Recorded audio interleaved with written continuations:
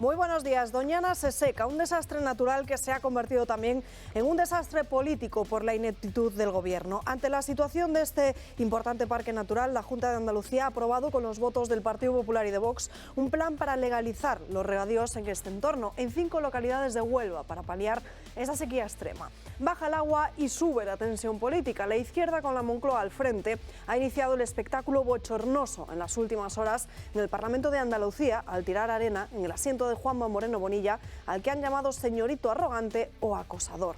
Argumentan que la legalización de estos regadíos puede suponer una multa a España por parte de la Comisión Europea, pero obvian que Bruselas lleva ya años tirando de las orejas a las administraciones europeas por la sobreexplotación del acuífero del que vive este emblemático espacio natural, años en los que gobernaba el Partido Socialista. Críticas que realizan sin ni siquiera haberse leído el texto de lo aprobado, porque en todo momento se habla de aguas superficiales y en ningún caso se tocaría ese acuífero. Y es que no se trata de legalizar pozos ilegales ni de coger agua subterránea, sino en la superficie, para que los agricultores del entorno puedan tener agua para regar sus campos, bien por la desalinización de estaciones depuradoras o del trasvase, obras pendientes de aprobación por el Gobierno central, que ya las catalogó como muy urgentes en 2018. Nadie va a administrar regadíos ilegales. Los agricultores no son los ladrones de agua que muestra hoy la izquierda ecologeta.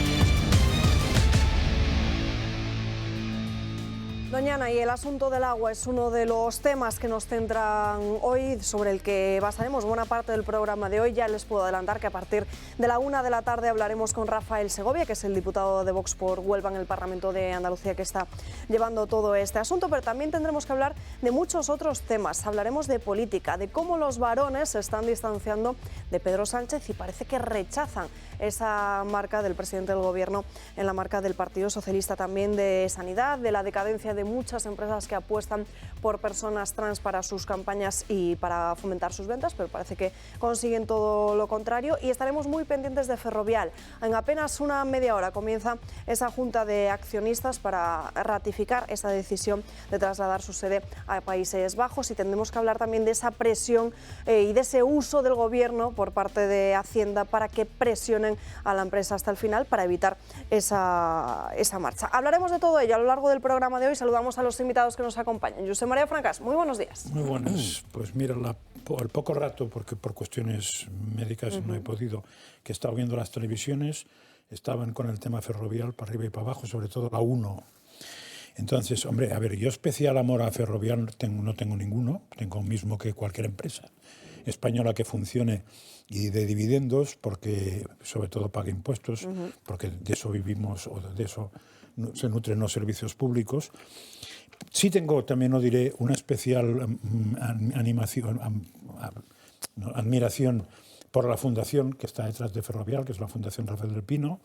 Tuve muy buena relación con ellos cuando era director Amadeo Petitbó, el cual además llegó a ser amigo mío, y recomiendo que la gente busque lo que hace esa fundación, porque hace cosas absolutamente alucinantes, muy buenas, sobre todo tendientes al liderazgo y al tema del liberalismo como foco económico importante, ¿no? Pero lo que me deja alucinado es que el tema de Ferrovial está retratando a todos. Está retratando a la parte empresarial, pero sobre todo está retratando el Gobierno, lo está retratando como sectario, totalitario y una serie de cosas que podríamos exagerar todavía más. Ver cómo la seguridad jurídica que pregona el Gobierno es absolutamente falsa en sus hechos, porque todo lo que está haciendo es de inseguridad jurídica al amenazar a una empresa y amenazarla públicamente, que es todavía peor. Y por otra parte también al gremio del periodismo, que ya no sé qué le queda para perder. Porque realmente es alucinante escuchar la interpretación de los periodistas de este fenómeno y te das cuenta que todos tienen una mentalidad, o al menos los que tienen foro público, la mentalidad de que el Estado es padre, madre y tía, abuela, y al mismo tiempo debe ser el padrino, porque todo el dinero, cuando ganas un concurso, es el Estado que te regala dinero, que te ayuda, que te subvenciona. O sea, es una mentalidad absolutamente alucinante, porque el gran argumento es que Ferrovial se ha forrado, ha crecido con el dinero público, y entonces parece mentira que después de haber hecho eso, sea capaz de devolver a España tan poca cosa. Cuando se supone que si ha ganado los concursos es porque era mejor que el resto, y si no era mejor que el resto sería porque habría hecho algo mal, que lo habría hecho él y el del concurso, con lo cual tendría Pues en ese caso que presenten una denuncia. Exacto, los dos. Tanto el que ganó como el que se lo dio, con lo cual sería el Estado también. Es decir, es alucinante la mentalidad, y ya lo siento porque yo pensé que periodismo fue una carrera interesante en su momento, pero ahora mismo tengo que reconocer que es de las que suprimiría. Lo siento. Y mucho más rejuvenecido, saludamos a David García. Muy buenos días, David. Muy buenos días y gracias por traer una vez más a vuestro programa. Y nada, contento de estar aquí y poder coger y debatir un rato. Libertad, que siempre se agradece, y preocupado un poco porque al final lo que dices tú, estamos viendo a Ferrovial, hace unos días estábamos viendo a Ana Obregón y al final se deja de hablar de lo importante que es la situación de las familias españolas, la situación que estamos viendo a estos días, que es muy complicada y que el gobierno pues no pierda la oportunidad de echar cualquier cortina de humo para intentar maquillar lo que estamos viendo, que las familias españolas están pasando muy mal, y creo que va un poco a relación a que los varones del Partido Socialista no quieran ver a Sánchez ni en pintura y alejarse cuanto puedan de esa marca Sánchez, porque realmente eso le va a pasar factura a las urnas, y esperemos que el 28M desalojemos a todos los varones socialistas. Bromeaba con lo de más rejuvenecido, pero creo que es por una cita que tienes muy importante en el calendario, ¿no?, en los próximos días. No sé si lo puedes contar.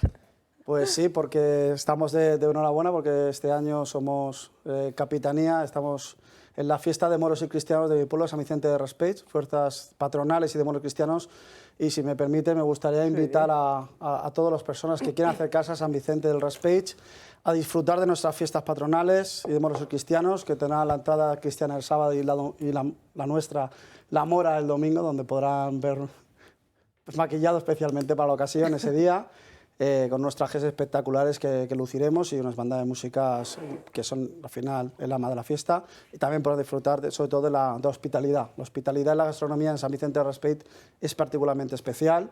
Somos un pueblo que ha crecido a base de la gente que ha ido emigrando de toda España. O sea, tenemos Casa de Andalucía, tenemos Casa de Extremadura, o sea, tenemos muchísima gente de todos lados que han hecho de San Vicente sea un pueblo de 60.000 personas, pero que al final mantiene ese alma de pueblo, donde las calles mantienen sus tradiciones y sus fiestas patronales. Es verdad que son casi 2 semanas de interés, para mí, interés turístico nacional, espero que pronto lo seamos, y que, ya digo, sábado a las 6, entrada cristiana, domingo, espectacular, entrada mora, donde la Capitanía de Abasires, pues esperemos que luzca y brille. Pues ya lo saben, tomen la palabra a David. Enrique Calvet, muy buenos días. Buenos días a todos, a esta ilustre mesa, a los telepacientes, como siempre digo, y enhorabuena a nuestro amigo Moro, pero solo a efectos de festividad, envidiándole que vaya a disfrutar de esa ciudad y de ese pueblo, como él llama. A mí, como me ha dado envidia, yo también vengo directo de la peluquería, pero no se debe a ningún motivo solemne posterior. No, solo decir, bueno, en cuanto al otro, pues yo casi diría que esto, la Semana Santa y estos últimos días, salvo escaramuzas electorales, que como siempre se llevan a efectos francamente groseros y de bajísimo nivel y sin sentido de la ética democrática, como lo de la arena, etcétera. Pero vamos a ver, estas escaramuzas electorales en España no ha pasado nada importante, y creo que esa es la mala noticia, porque estamos todos esperando que termine de pasar algo importante en España. Entonces, algunos tienen mucha fe en las próximas elecciones, que son el 28M. Yo ahí soy mucho más escéptico, mucho más escéptico. Parece ser que el señor Feijóo también, cuando ya dice, bueno, a lo mejor el 28M no es tan brillante como lo desearíamos, ¿no? Bueno, yo creo que, por ejemplo, por poner algo sobre la mesa, lo que terminan diciendo las encuestas, prácticamente todas, es que lo más probable es la repetición del SPS, el Sancho Podemismo separatista, Sánchez y Sánchez, que el núcleo de nuevo lo va a decidir, esos 40 diputados separatistas, filoterroristas, compromisistas, todo esto, tal, que sencillamente quieren destruir España. eso lleva siendo así de hace mucho tiempo, y que el partido triunfante será, desgraciadamente, como siempre, pero crecido, la abstención. Y eso es bastante malo para mi patria, o mi patria chica, porque mi patria grande es Europa, para mi patria que es España, ¿no? Donde sí las encuestas parecen que dan la victoria al Partido Popular es en Alcorcón. Antonio González Terol, muy buenos días. Muy buenos días, Alba. Pero es que Antonio solo hay uno. Claro. Pues de ahí vengo y muy preocupado y lo vais a entender. Es verdad que cuando hay un gobierno de coalición como el que tenemos en España, pues todo es posible, ¿no? Pero es que en Alcorcón existe un gobierno de Podemos con el Partido Socialista que no cree en la seguridad. Y entonces, claro, el pasado 29 de marzo, a punta de pistola, entraron unos asaltantes en uno de los principales hoteles de Alcorcón y como nadie ha dicho ni ha hecho nada, el 6 de abril reincidieron y volvieron a visitar este mismo hotel y de paso se fueron al de al lado y a punta de pistola volvieron a robar. 3 robos en los 2 principales hoteles de Alcorcón a punta de pistola y con un cuchillo en mano y con familias en medio en las últimas 2 semanas. Y yo quiero lanzar un mensaje, si me permitís, a través de Dando Caña, precisamente porque es un programa muy visto en Alcorcón y un mensaje muy claro. Conmigo como alcalde no va a haber paz para los delincuentes. Es inadmisible, Alba, que estemos viviendo esto. La delegación del Gobierno de Madrid no hace nada y asciende a la delegada del Gobierno de Madrid, a directora general de la Guardia Civil, cuando ha sido incapaz de ordenar, de poner orden en el sur de Madrid invadido por las bandas. Pero esto lo vamos a cambiar el 28 de mayo, si Dios quiere, porque creo que hay voluntad de cambio en Alcorcón y en muchos otros sitios. Pero me vas a permitir una cosa sobre lo que has dicho. Los varones. Sánchez quema. Sánchez quema. Es verdad que las encuestas dicen una cosa, y es que el Partido Socialista se puede mantener en 108 diputados, tiene 120.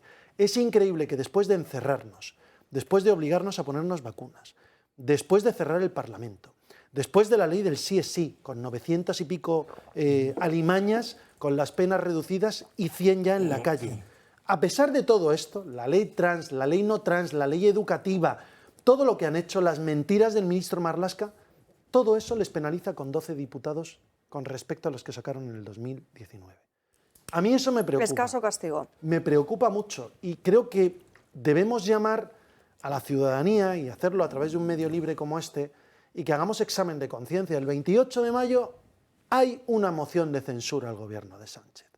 Y es una primera moción de censura donde se puede gobernar muchas comunidades autónomas y donde algunos dicen, bueno, es que lo van a gobernar. Lo que queremos es que no gobierne la izquierda. Y yo creo que esto nos une a varios partidos, principalmente a 2. Por tanto, es tiempo de diálogo y no de confrontación. Es tiempo de centrarse en el adversario y el adversario está en la izquierda. Creo que hay un objetivo y es muy claro, cambiar de color político el mapa de España y sobre todo sacar a Sánchez del gobierno. Y si se lo quieren llevar de secretario general de la OTAN, pues que se lo lleven, mucho mejor. Pero los varones ya lo saben y saben que puntúa la baja. Y el problema no es solo los varones, también las empresas.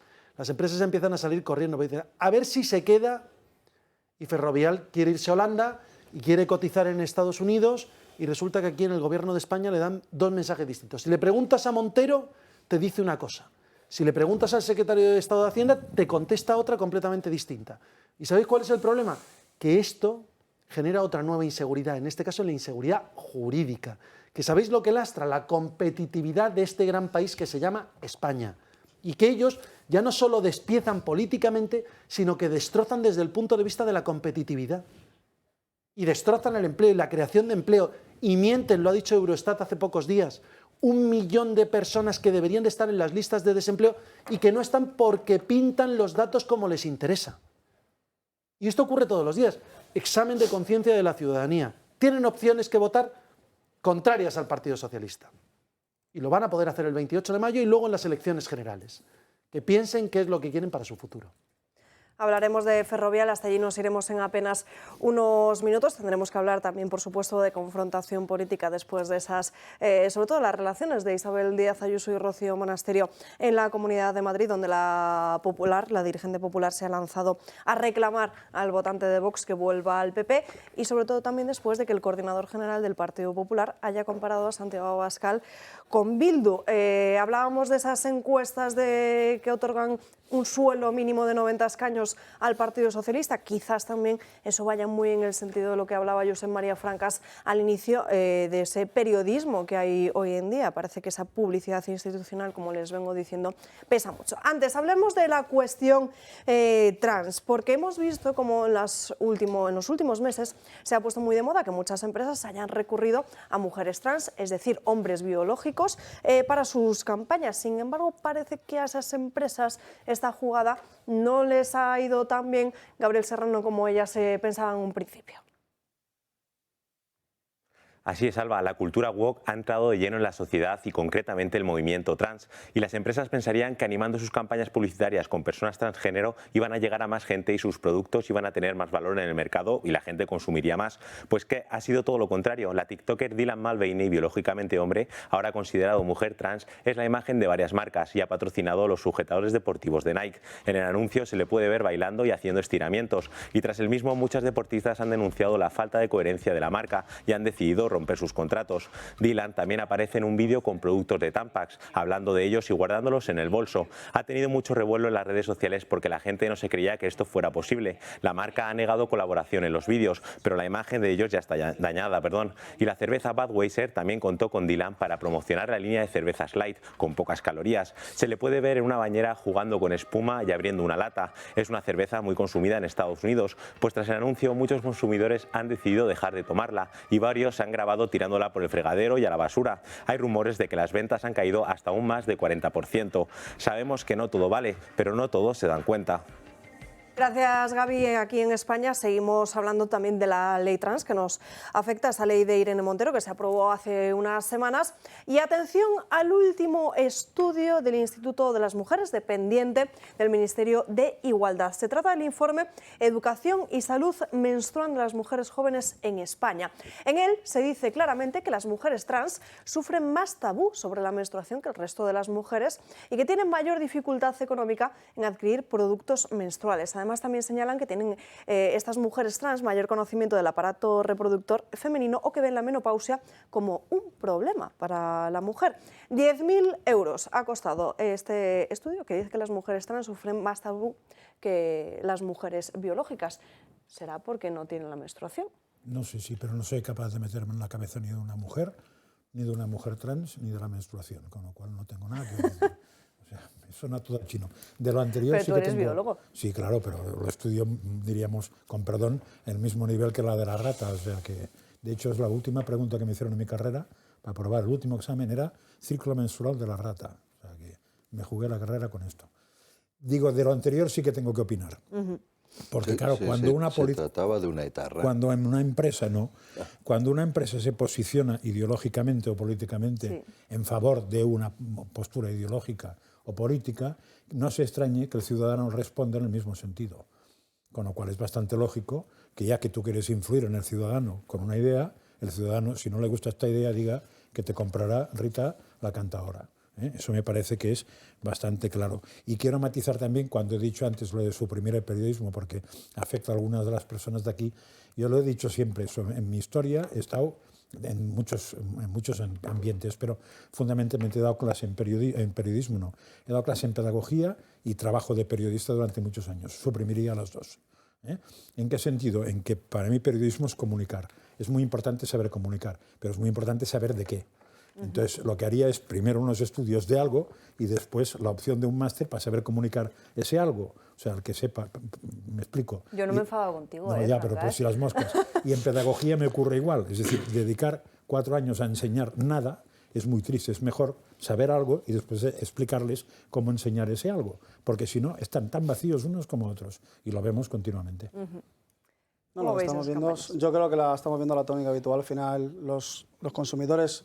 Lo que estamos viendo es eso, que la situación que tienen es que les entra la publicidad, siempre hemos dicho que es un arte, todo lo que lleva dentro, envuelto a la publicidad es muy importante, ese branding, todas las marcas, y que al final si las personas que están detrás de esa publicidad, esa gente que está dentro, digamos, de esa ideología woke que nos está llevando a una locura irracional directamente, pues al final pues hace este tipo de movimientos. Lo hemos visto con Disney, hemos visto cómo han perdido un montón de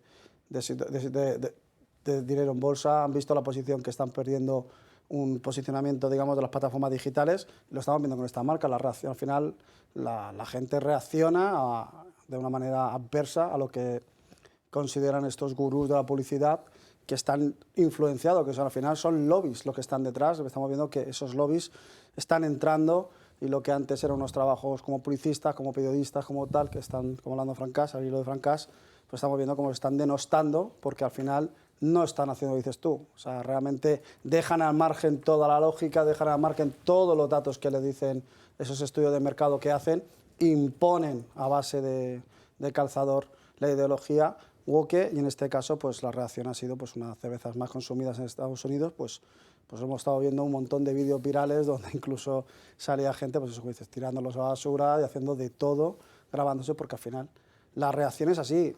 Y yo creo que es un poco lo que estamos hablando de siempre. Al final, es un producto que el target son personas que ya tienen, digamos, un cierto grado de madurez, ya tienen un cierto recorrido en la vida y saben lo que quieren, y la ideología woke choca frontalmente muchas veces contra nuestras ideas preconcebidas, y al final yo creo que esta gente lo que va a buscar es el eslabón más débil, que son nuestros hijos, y lo que están haciendo. O sea, nuestros hijos seguramente, por desgracia, serán más permeables a este tipo de campañas de publicidad de lo que somos personas que hemos tenido ya, digamos, una formación propiamente de la vida y nos enseña un poco el sentido común. Además choca mucho con la realidad, porque además, a ver, una cosa es que en la sociedad haya casi de todo, Sí. pero están unas proporciones naturales, ¿eh? O sea, el albinismo me parece que era 1 sobre 20.000. Entonces tú puedes hacer una serie donde, si hay mucha gente, salga un albino. Lo que no puedes hacer es que en toda la serie salga un albino, porque eso es irreal, eso no es verdad. Y pongo este ejemplo para que nadie se sienta identificado. Entonces, si tú haces series o haces anuncios o haces cosas donde das a entender que la sociedad mayormente está formada por, y en todas las series ahora mismo tiene que salir un tipo de personajes muy concretos, que son heterosexuales, pocos homosexuales, muchos, masculino y femenino, eso en la sociedad no existe a esa proporción. Eso ya sería chocante. Pero si además lo que pretendes es desplazar a la sociedad a eso, que es cuando solo aparece eso, entonces yo entiendo que hay gente que dice, pues lo siento, por ahí no paso. O sea, una cosa es beber y otra cosa es que me trague el planteamiento vital que me quieres. Lo vemos en las adaptaciones de Netflix completamente. O sea, Netflix es especialista en cambiar. Sí, bueno, todas, todo. Todas. Sí, hoy en día ya Pero todas. Calvet. Sí, sí, además me alegro que me dé la palabra antes de mi buen amigo Antonio, por así me podrá contrarrestar, porque bueno, sobre lo trans yo soy un poco como José María, no puedo decir gran cosa. Yo creo que casi lo que habría es que dejarlos un poquito en paz, proteger su dignidad, su igualdad de oportunidades y tal. Los verdaderos trans, los trans que existen, que como dice muy bien José María, pues no sé, sean uno de 20.000 o uno de 100.000, etcétera. Entonces lo otro, pues lo de la cerveza y tal, es un error de política comercial, porque esto es lo que van es a buscar dinero y probablemente, claro, lo que pasa es que uno no hace la misma política comercial para Estados Unidos que para la ciudad de Cuenca. Quiero decir, bien, pues habría que ver aquí las empresas si eso, pero claro, pues parece que se han estrellado y es muy razonable porque es un colectivo siempre muy minoritario. Por eso probablemente necesite, en fin, una educación que haga que se les respete, que por lo menos a los disforia, ¿cómo se llama? Disforia, no estoy hablando de niños, sino, bueno, atrás que hemos... Pero bueno, eso yo creo que el tiempo va a poner, como dice muy bien nuestro amigo de San Vicente Raspeig, ¿es el nombre? Sí, San Vicente. Eso el tiempo lo tiene que poner en su lugar. O sea, hay esta especie de histerias de la sociedad decadente. Lo que ha dicho don Antonio me ha parecido muy interesante. Además, estoy muy de acuerdo en muchas cosas con él. Por ejemplo, solo diría 3 cosas. El problema es que cuando nosotros hablamos en esta cadena, estamos hablando para convencidos. El problema es que habría que llegar los mensajes del sentido común y los mensajes que alertan sobre la situación real a mucha más gente, y eso a través de ese falso, vamos, a través del periodismo comprado, ¿verdad? O sea, porque esto funcionan por consignas, pues es muy difícil, ¿no? Entonces, los problemas, claro, que al final el problema es el problema de los votantes. O sea, claro, es decir, ¿cómo solo castigan así? Bueno, pues ahí están los votantes. Es decir, yo, salvo dos regiones españolas, que son las vascongadas y la hispano-cataluña, la vascongada es de la democracia, e hispano-cataluña desde hace, pues, 20 años o así, en que creo que no se dan las condiciones para unas elecciones democráticas. En el resto de España sí, y ahí los votantes son los responsables. ¿Y qué pasa con los votantes? Pues pasa los medios de comunicación, pasa una desastrosa y deseducativa, unos desastrosos y deseducativos sistemas de educación. Es decir, lo decía Schumpeter, hombre, necesitas tener una masa crítica. O sea, eso de hablar de democracia en Afganistán es una tontería. O sea, la democracia no es un sistema de voto cada 4 años, necesita más cosas. Entonces, ha pasado eso, ha pasado el sistema deseducativo, y pasa otra cosa que yo creo que alimenta la abstención, ahí viene el reto. Falta alternativa, es decir, ha dicho muy bien, me tiene de su lado, ¿no?, de este grandioso país o maravilloso país que es España, etc. Yo es que creo que la gente ya no sabe qué es España, y que además no todo el mundo cree que España es una determinada cosa. Yo creo que debe ser, que ya no es, una unidad de ciudadanos libres, iguales y solidarios, con las mismas obligaciones. Enrique, luego hablaremos de políticas y alternativas, que estamos yendo del tema de la cuestión trans. Terol. Bueno, a ver, yo es que cuando creo que metemos la ideología mezclada con un producto, mezclado con el sector privado, la cosa encaja mal. Yo no sé si han expulsado o no, o si han cesado o no al director de comunicación de la compañía cervecera. Pero claro, hay algunos que optan porque que se hable de mí aunque sea para mal. Y esto es una teoría. Oye, mi producto es poco conocido, pues lo hago conocido. Pero en este caso estamos hablando de una de las principales marcas cerveceras de Estados Unidos, por lo que me ha parecido entender. Sí, Budweiser. Por tanto, que te posicionen y te lleguen a rechazar por tu posicionamiento político en un país que en los últimos años, lo hemos visto, está terriblemente polarizado, ni siquiera entre republicanos y demócratas, sino entre trampistas, ¿no?, si se quiere, y demócratas. Y woke. Es una cosa un poco... Sí. Es verdad que era un país siempre bipartidista, pero es cierto que ha surgido un maverick como Trump, que, oye, que ha salido en Lord de Multitudes como presidente de los Estados Unidos, y bueno, pues ahora se presenta a la reelección y veremos qué ocurre, ¿no? Pero es cierto que han jugado en un juego en que en la política puede ser aceptable el conocimiento del candidato. Oiga, pues que me conozcan aunque sea por soltar una barbaridad. Y esto a veces en política pues puede jugar, ¿no? Grado de conocimiento. Se usa. En un producto, jugar a que los atributos, es decir, los intangibles que se dicen asociados a la marca americana, la tradición, un producto tradicional, no es un producto de última generación, sino jugar con atributos muy, muy progresistas hasta llegar al término exactamente de políticas de extrema izquierda en cuestiones de género, pues es evidente que creo que no le ayuda a la marca, y me parece muy poco inteligente. David. No, yo creo que lo que está pasando últimamente, sobre todo porque al final todo gira alrededor de esas políticas woke, de esa Agenda 2030, todo es a ver quién es más papista que el Papa, el coger inclusivo. Y si sigue la trayectoria de la marca Bud Light, te ves que están patrocinando los eventos más importantes de Estados Unidos, o sea, te puedes ver la Super Bowl, la NBA. Entonces es un poco a ver quién cruza un poco más esas líneas rojas para intentar ser más inclusivo que nadie, ser la marca que abandere.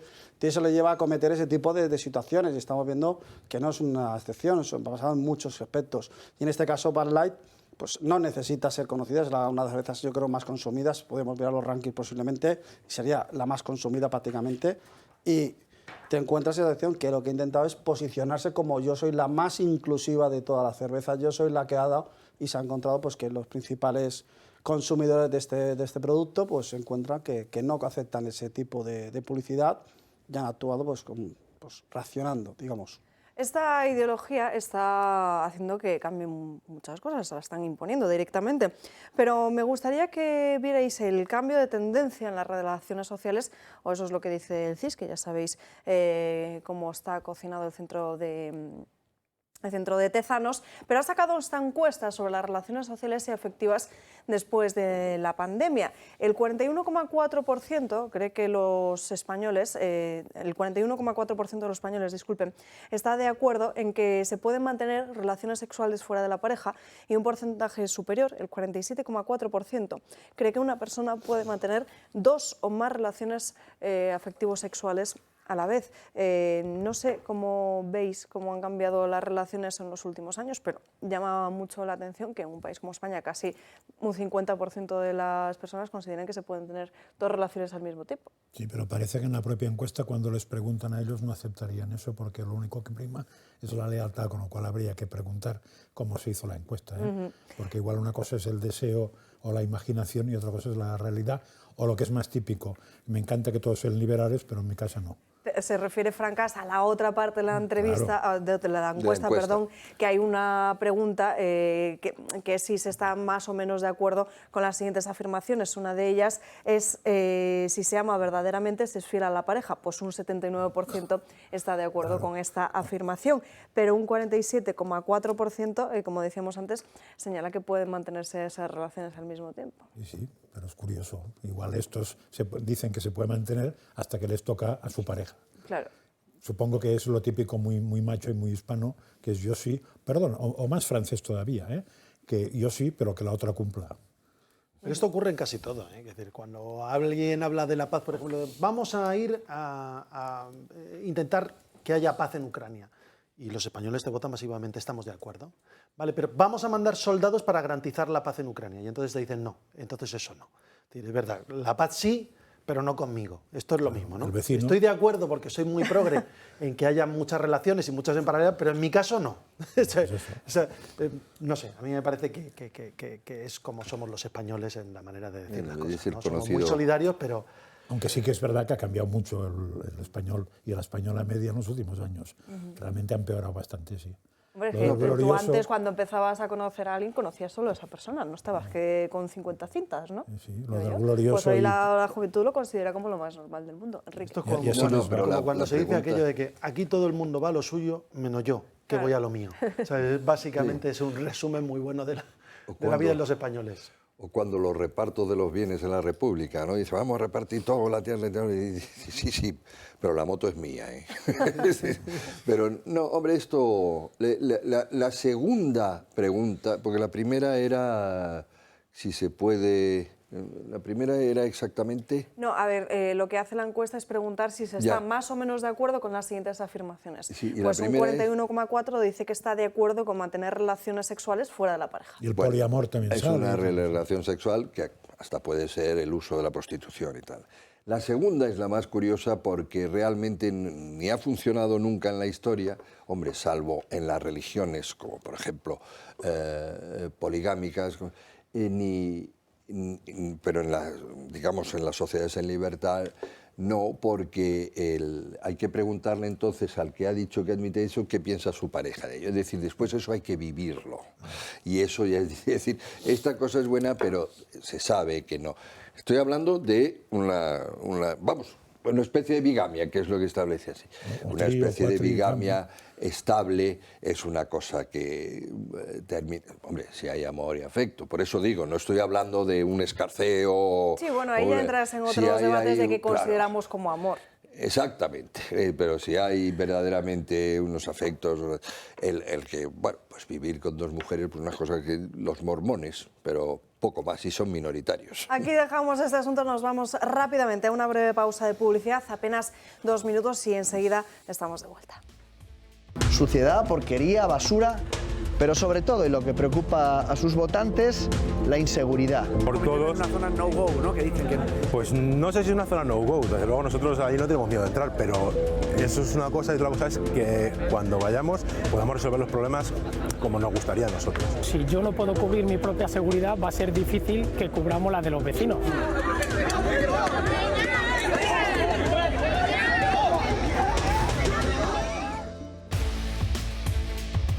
Ya estamos de vuelta en Dando Caña, pasan 7 minutos de las 12:30. Y como les decíamos hace apenas unos minutos, ha comenzado esa junta de accionistas de Ferrovial, donde se va a decidir si la compañía finalmente se marcha de España, y también se va a analizar cómo esta decisión va a afectar a su cotización. Veremos cómo afecta esa decisión a su cotización en bolsa en el día de hoy. Iremos en apenas unos minutos hasta allí, pero esta misma mañana también se han publicado nuevas informaciones en los distintos medios de comunicación, una de ellas en el diario El Mundo, donde se cuenta cómo Pedro Sánchez ha estado presionando hasta el final sin ni siquiera cogerle el teléfono.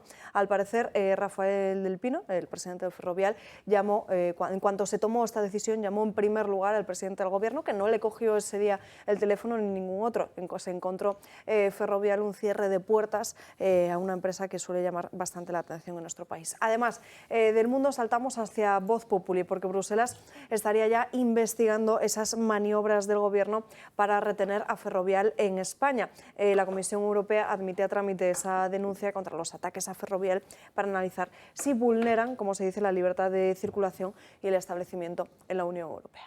Es la sensación que da, ¿no? O sea, que vulnera todo lo habido y por haber, la libertad de empresa, etcétera, etcétera.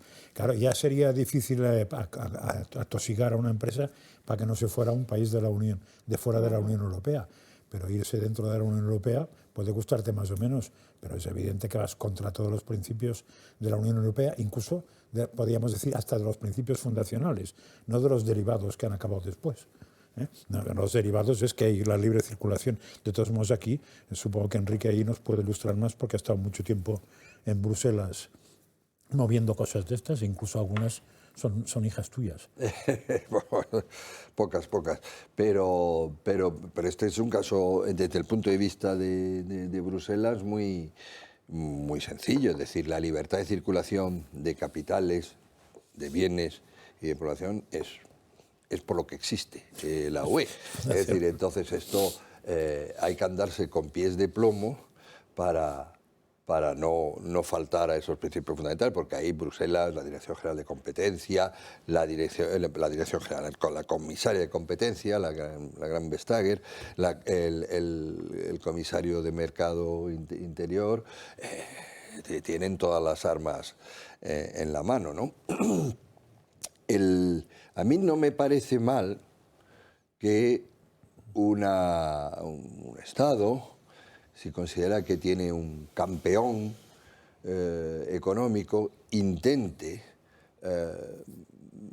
retenerlo, no ya por cosas fiscales, sino incluso por cosa de la marca España, intente retenerlo por medios legales. Y con otras generalmente formas. La persuasión, ¿sí? Por medios legales. Yo no sé qué armas ni poder tiene la señora Montero, Marisú, legales para impedir eso. Pero es que lo peor es que esa carta que se envía a Ferrovial no la envía en ningún caso el Ministerio de Hacienda, María Jesús Montero, lo hace el número 2 de Economía. El secretario de Estado de Economía. Pues Nadia Calviño. Pues Nadia Calviño se sabe la legislación europea. Lo que puede y no puede hacer. Lo que puede y no puede hacer. Por lo cual están en un terreno peligroso, porque han optado, en vez de tomarlo desde un punto de vista técnico y desde un punto de vista incluso, diría, colaborativo, con las grandes empresas, como se suele hacer en cada nación, lo ha tomado por la vía de la amenaza y por la vía de la ideología, además de una ideología absurda que querría volver a la autocracia, ¿no? Es decir, sea usted patriótico, ¿no? Recuerda la campaña que consuma productos españoles y tal. Oiga, que estamos en el año 2023 y la amenaza pública. Entonces, esta ideologización y sobre todo esa utilización populista de esa y barrio bajera, me parece, primero me resulta obsceno y después me parece un enorme error. Yo creo que legalmente Ferrovial tiene todas las de la ley. Entonces, ir a la amenaza al accionista y tal y cual, hombre, por favor, es impropio de una democracia seria, pero en fin, hace España hace mucho tiempo que no. Por lo demás, ¿yo qué preferiría? Pues como dije antes, como mi patria grande también es Europa, a mí me sentaría muy mal que Ferrovial se fuera de Europa, de la UE, concretamente. Pero si no, mire, donde más, porque lo que va a seguir produciendo y haciendo en España va a seguir pagando impuestos aquí. No se engañen, o sea, no es que eso, ¿no? Eso es lo que puedo decir. Bueno, es que lo habéis dicho muy bien. Al final, si tienes dos respuestas diferentes o dos interpretaciones diferentes, dependiendo de qué ministerio, de qué alto cargo habla, hay una inseguridad jurídica. Ayer hablábamos aquí por la noche en el Gato al Agua sobre que inseguridad jurídica es cuando no hay ley. Hay ley que lo permite. Y hay dos interpretaciones de la ley en dos áreas del gobierno. Una presión más o menos difusa a través de la agencia tributaria sobre lo que les va a caer encima como se vayan fuera. Claro, al final el mensaje hacia afuera es, en España no hay libertad. O sea, aquí tenemos una directiva comunitaria, la directiva Bolkestein, de libertad de circulación y servicios, y resulta que España es Kazajistán.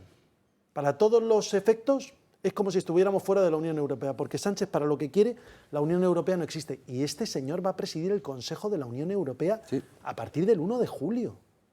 Y se está negando una España. Yo prefiero a Ferrovial en España, ¿eh?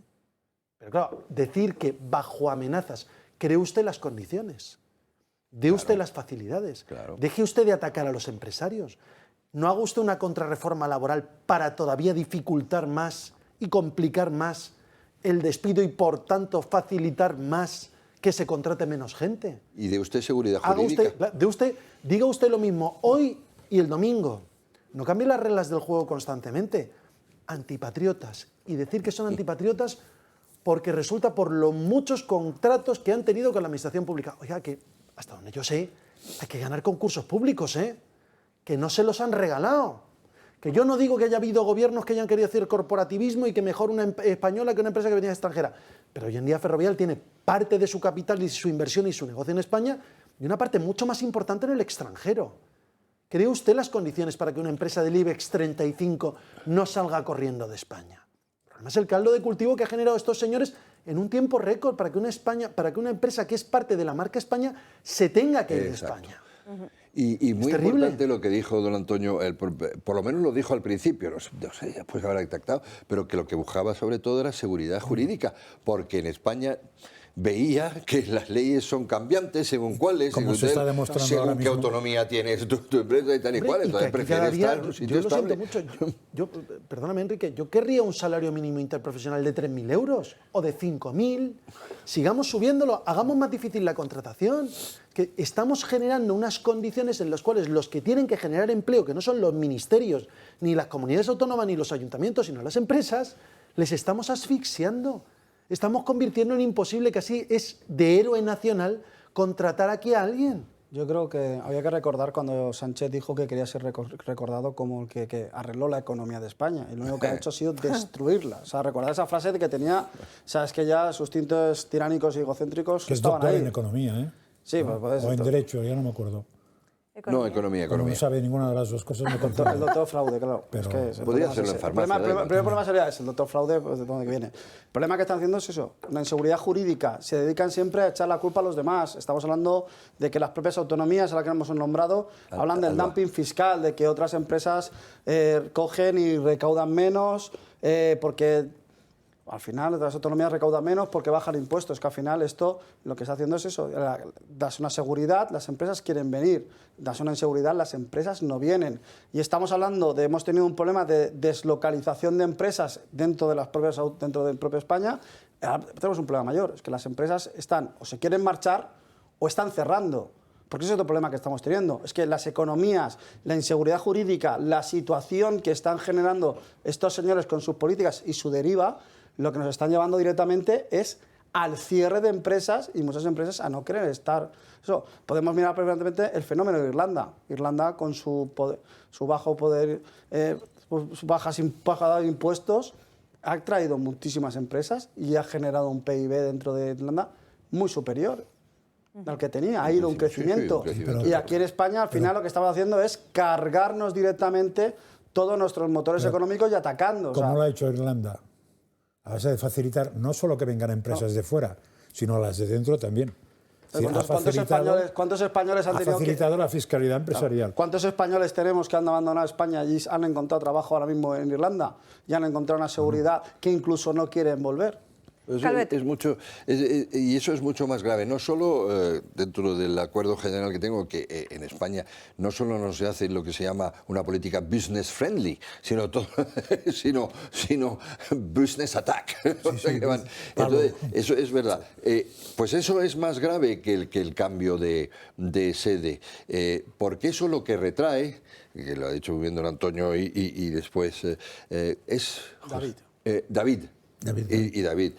Eso lo que retrae es la inversión. Sí, claro. Eso es lo que retrae, no tiene que ver. Lo que buscas cuando sales como sede central es la seguridad jurídica, es saber que, hombre, que ahí te van a proteger una ley, etcétera. Pero ¿por qué se fueron de Cataluña? Como se fueron de Cataluña, claro, etcétera. A ver qué ley voy a tener yo mañana, a ver qué va a pasar aquí.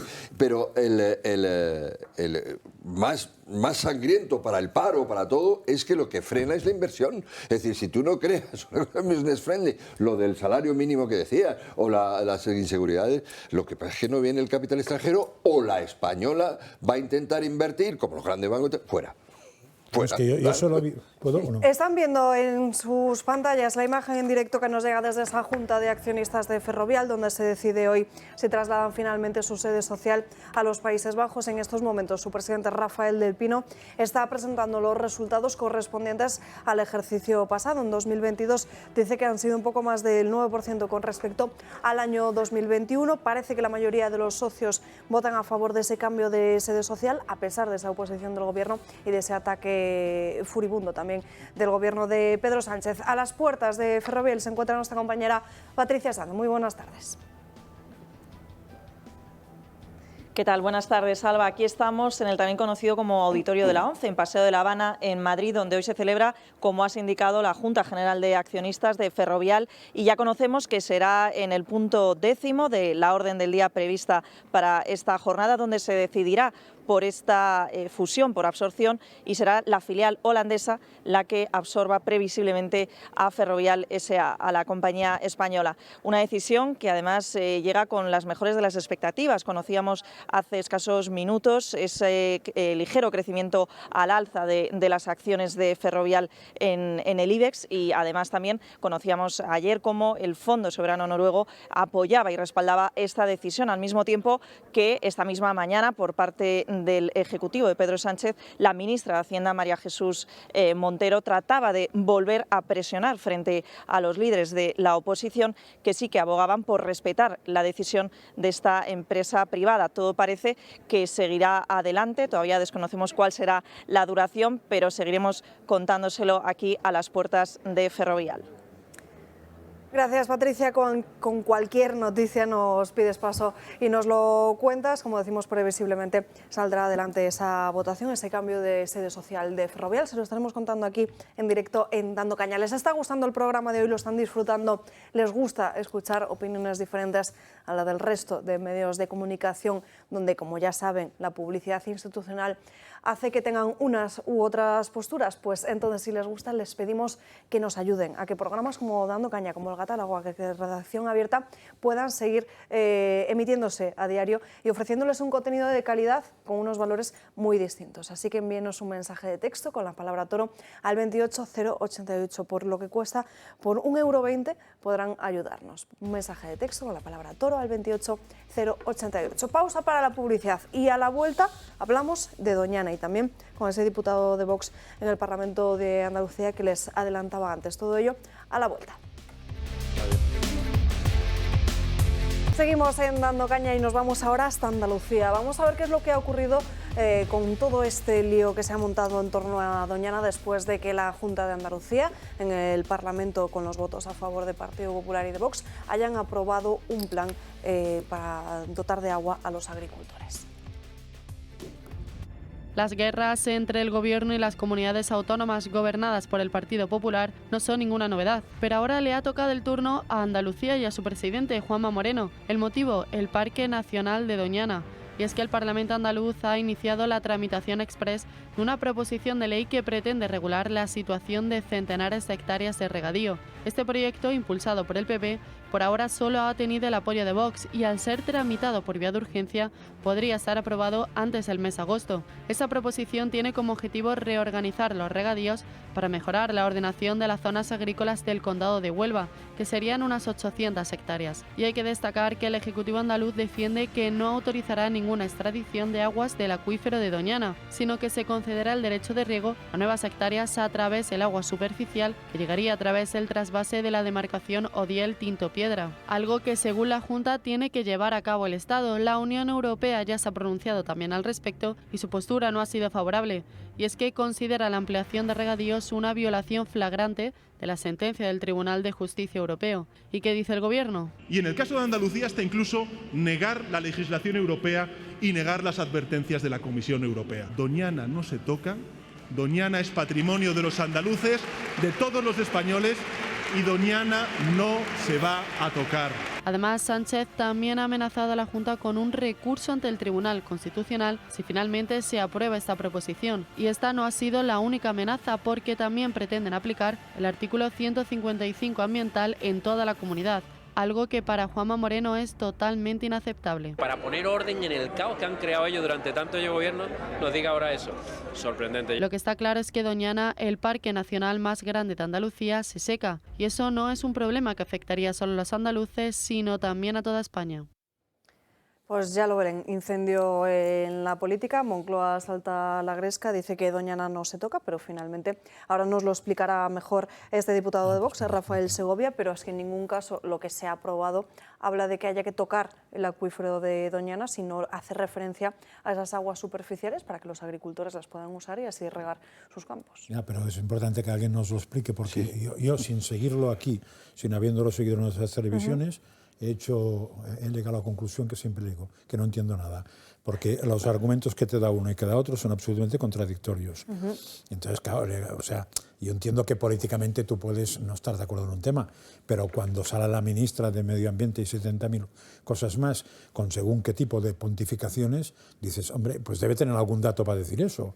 O tiene más cara que espalda, porque, hombre, a ver, no es la ministra de Hacienda que es capaz de decir que el PIB de España supera al de Alemania, que esto no lo ha dicho ni un tío bebido en la taberna más baja de Madrid. Yo creo que la clave del asunto está en precisamente este tema del acuífero, porque sí que es cierto que desde la comunidad científica, diversos ecologistas, la Comisión Europea te dicen que no puedes tocar esas aguas subterráneas de Doñana, pero es que en ningún caso se está hablando de eso. Claro, lógicamente si se quiere mantener Doñana. Si te cargas los acuíferos, o sea, si los acuíferos no llegan para Doñana, como los uses para regadío, no es que no lleguen, te los cargas, eso es evidente. Pero es que los otros te dicen que son otras aguas. Entonces, si son otras aguas, ¿qué puñeta pinta la ministra diciendo no sé qué y el presidente de gobierno? Bueno, el presidente de gobierno me da igual porque ha mentido siempre. O sea, ya digo que es como la ministra de Hacienda, que valdría la pena comentar eso algún día, lo que dijo de Alemania, que es muy fuerte, ¿no? Y Francia, y no sé qué más dijo. Yo la polémica concreta no la conozco y la verdad que no la he seguido mucho, pero hombre, yo supongo que Sánchez tiene miedo de quedarse sin vacaciones, porque en Doñana se está muy bien, ¿no? Y él lo que está es autoprotegiéndose. ¿Tiene piscina en Doñana? No lo sé, pero vamos, si la tiene seguro que la vacía y la vuelve a llenar. En Alcorcón vacían las piscinas y la llenan y luego te hablan de medio ambiente. Sánchez hará lo mismo. Lo que quieren es remover. Aquí lo que vale es enfangar. Y si ya no me cabe que no me va a votar nadie entre el Tito Berni y los seres de Andalucía, no me va a votar nadie en Andalucía en las próximas municipales, pues oiga, ¿de qué manera puedo soliviantar un poco a la gente? Los agricultores sé que ya me los he ganado a la espalda, porque les he estado haciendo la vida imposible durante los últimos años, entre trasvases, no trasvases, la derogación del Plan Hidrológico Nacional que nos hizo ya Zapatero, todo lo que ha hecho el Partido Socialista para atacar al mundo agrario, donde saben que no tienen votos, y deciden a ver si recogen unos cuantos votos de los ecologistas que se crean que es que el gobierno del Partido Popular en Andalucía quiere cargarse Doñana. ¿Pero en qué cabeza cabe? ¿Pero en qué cabeza cabe? Están como siempre. Cuando no tienen a un Franco que sacar de la tumba, tenemos que sacar el medio ambiente y decir que es que el PP se quiere cargar Doñana. Nada, Franco volverá en campaña. Es que ya estoy de broma. David. Estoy de broma. Bueno, voy a ser bueno, que estamos en fiestas. Porque hablar de Poder Hidrológico Nacional después de una mayoría absoluta, no haber hecho nada, pero bueno, vamos a hablar, vamos a ser buenos. El problema que tenemos es que Doñana, la gestión, sabemos que es socialista durante más de 40 años. Recordemos el desastre de Anazcollar, la situación que llevó a Doñana y de esos polvos estos lodos. O sea, la situación de Doñana es viene de lejos, no es de ahora, viene de lejos. La situación, lo único que están pidiendo los agricultores es poder seguir viviendo de la agricultura. Y siempre lo decimos, igual que lo decimos con los cazadores, lo decimos con los agricultores. Los principales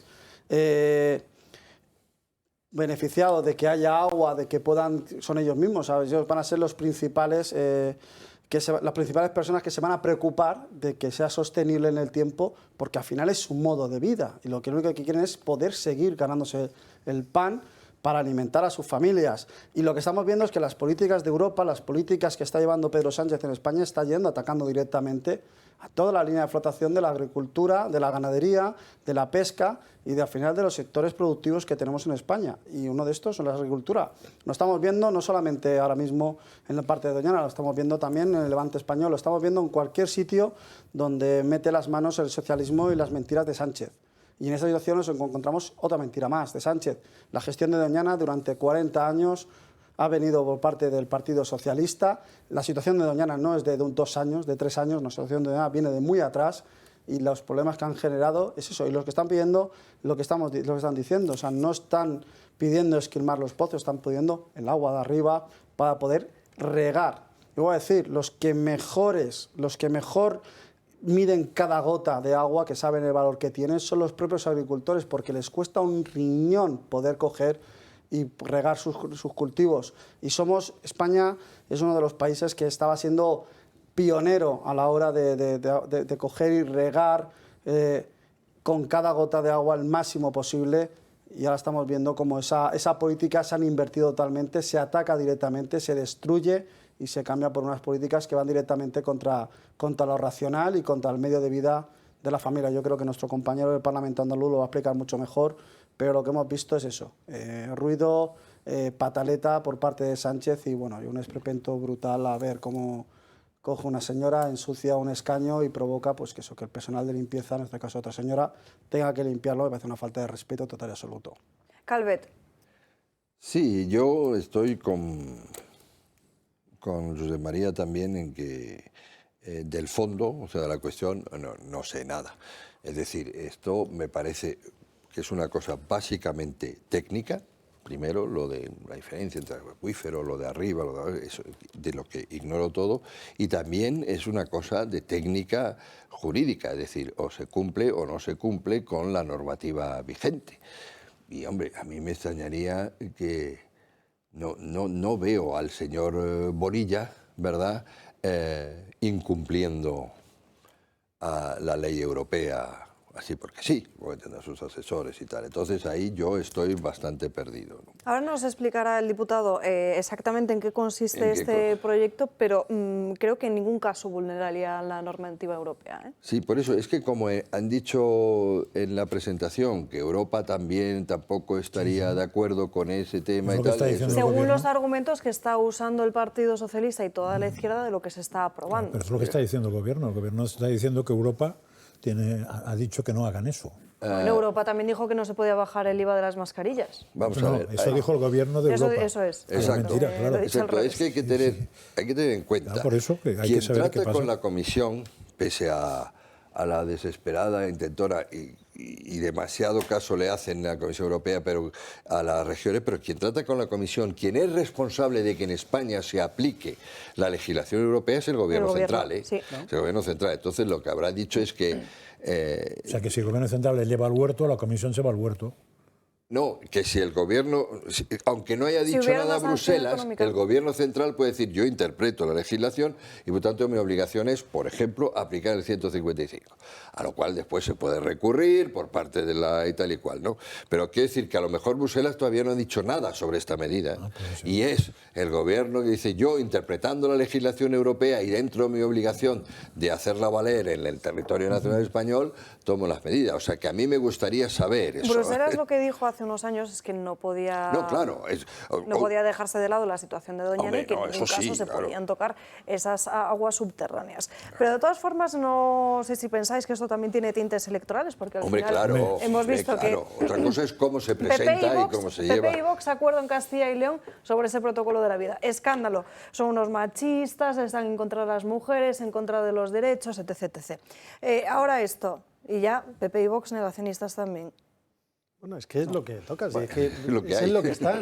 Pero política europea, yo por volver un poquito al tema, la política medioambiental es una política compartida entre los Estados y la Comisión Europea y, por tanto, efectivamente, en determinadas legislaciones la protección de las aguas subterráneas cae en el ámbito de competencias de la Comisión Europea.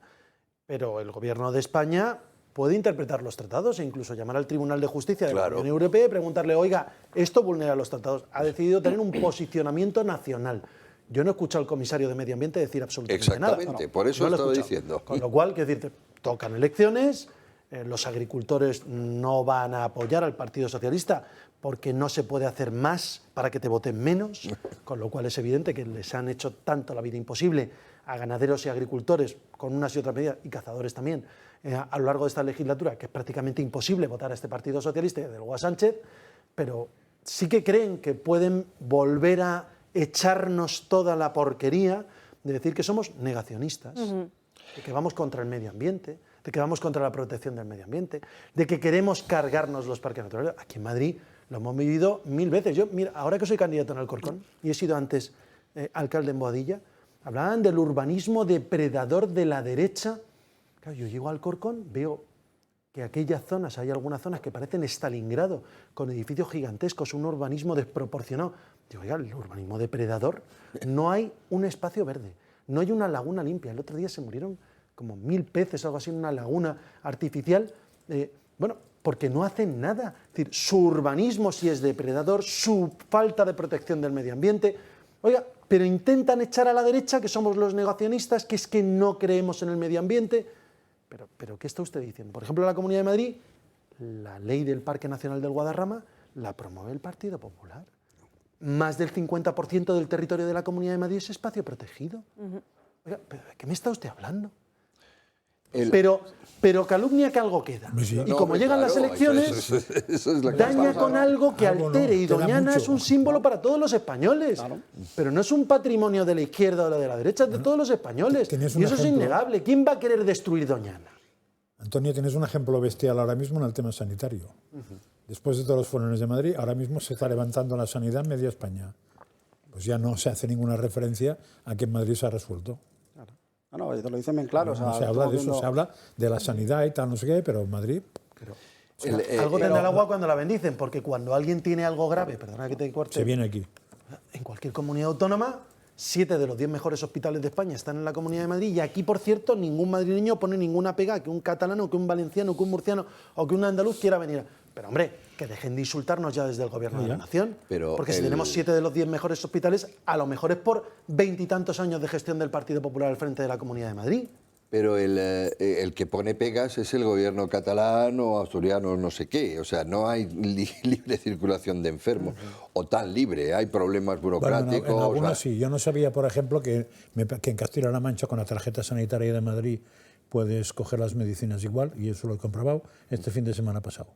Yo me pensé que no, porque me daba la sensación de que era todo mucho más complicado. Porque son convenios, pero puedes venirte a operar, que se han firmado con comunidades autónomas para la asistencia. Pues puedes venirte a operar si estás en Toledo. No lo sé porque no soy de Toledo. Claro, pues eso es lo que me preocuparía. Lo que puedo decir es lo que me ha pasado a mí, que en Castilla-La Mancha... El problema que tenemos con la sanidad, con la tarjetita, que se han hecho 17 sistemas sanitarios. Exactamente, por eso digo que no está fácil la movilidad. Bueno, sí, porque vamos a ver, Francás, había mismo virus. Los sistemas educativos no son distintos. Teníamos un virus y teníamos 17 formas diferentes de atacar el mismo virus. Y eso solamente se consigue cuando tienes sistemas sanitarios diferentes. Hablando de, ya que habláis de sanidad, vamos a ver cómo está la sanidad en otros puntos de España que no es Madrid, porque ha sido muy polémico. Por eso. Hemos visto a todos los sanitarios enfadados con la situación que hay en la Comunidad de Madrid, capitaneados por Mónica García, pero es que la situación en otras provincias, en otras comunidades autónomas, no es que sea ideal. La sanidad en diferentes puntos de España no está funcionando de la mejor manera posible, al menos como la que se espera. Se están viviendo situaciones muy precarias. En Melilla, por ejemplo, hay un oncólogo para 85.000 ciudadanos. Así mira para otro lado el Ministerio de la Sanidad que gestiona. Hay escasez de especialistas, por lo que las jornadas de trabajo y las guardias se alargan. La atención, por lo tanto, falla. Entre Ceuta y Melilla hay 2 hospitales y 6 centros de salud, donde continúan el paro indefinido en ambas ciudades. En Castilla-La Mancha, dirigido por García Paje, también también tienen problemas. El Hospital de Guadalajara tiene unos ascensores donde no caben las camillas. Las obras de ampliación realizadas parecen no haber terminado y se deberán gastar 207.000 euros en un ascensor nuevo para que la zona quirúrgica entre en funcionamiento. Desde el propio hospital tachan de imprescindible este cambio y consideran de interés público la ejecución de las obras de este elevador. Por otro lado, en Aragón tienen incidencias, la sanidad que el PSOE no ve. Citan a una fallecida a una mamografía. El marido de esta mujer recibió una notificación del hospital para realizarse la prueba. Hay un descontrol sanitario en distintos puntos de España. El gobierno debería actuar para revertir la situación.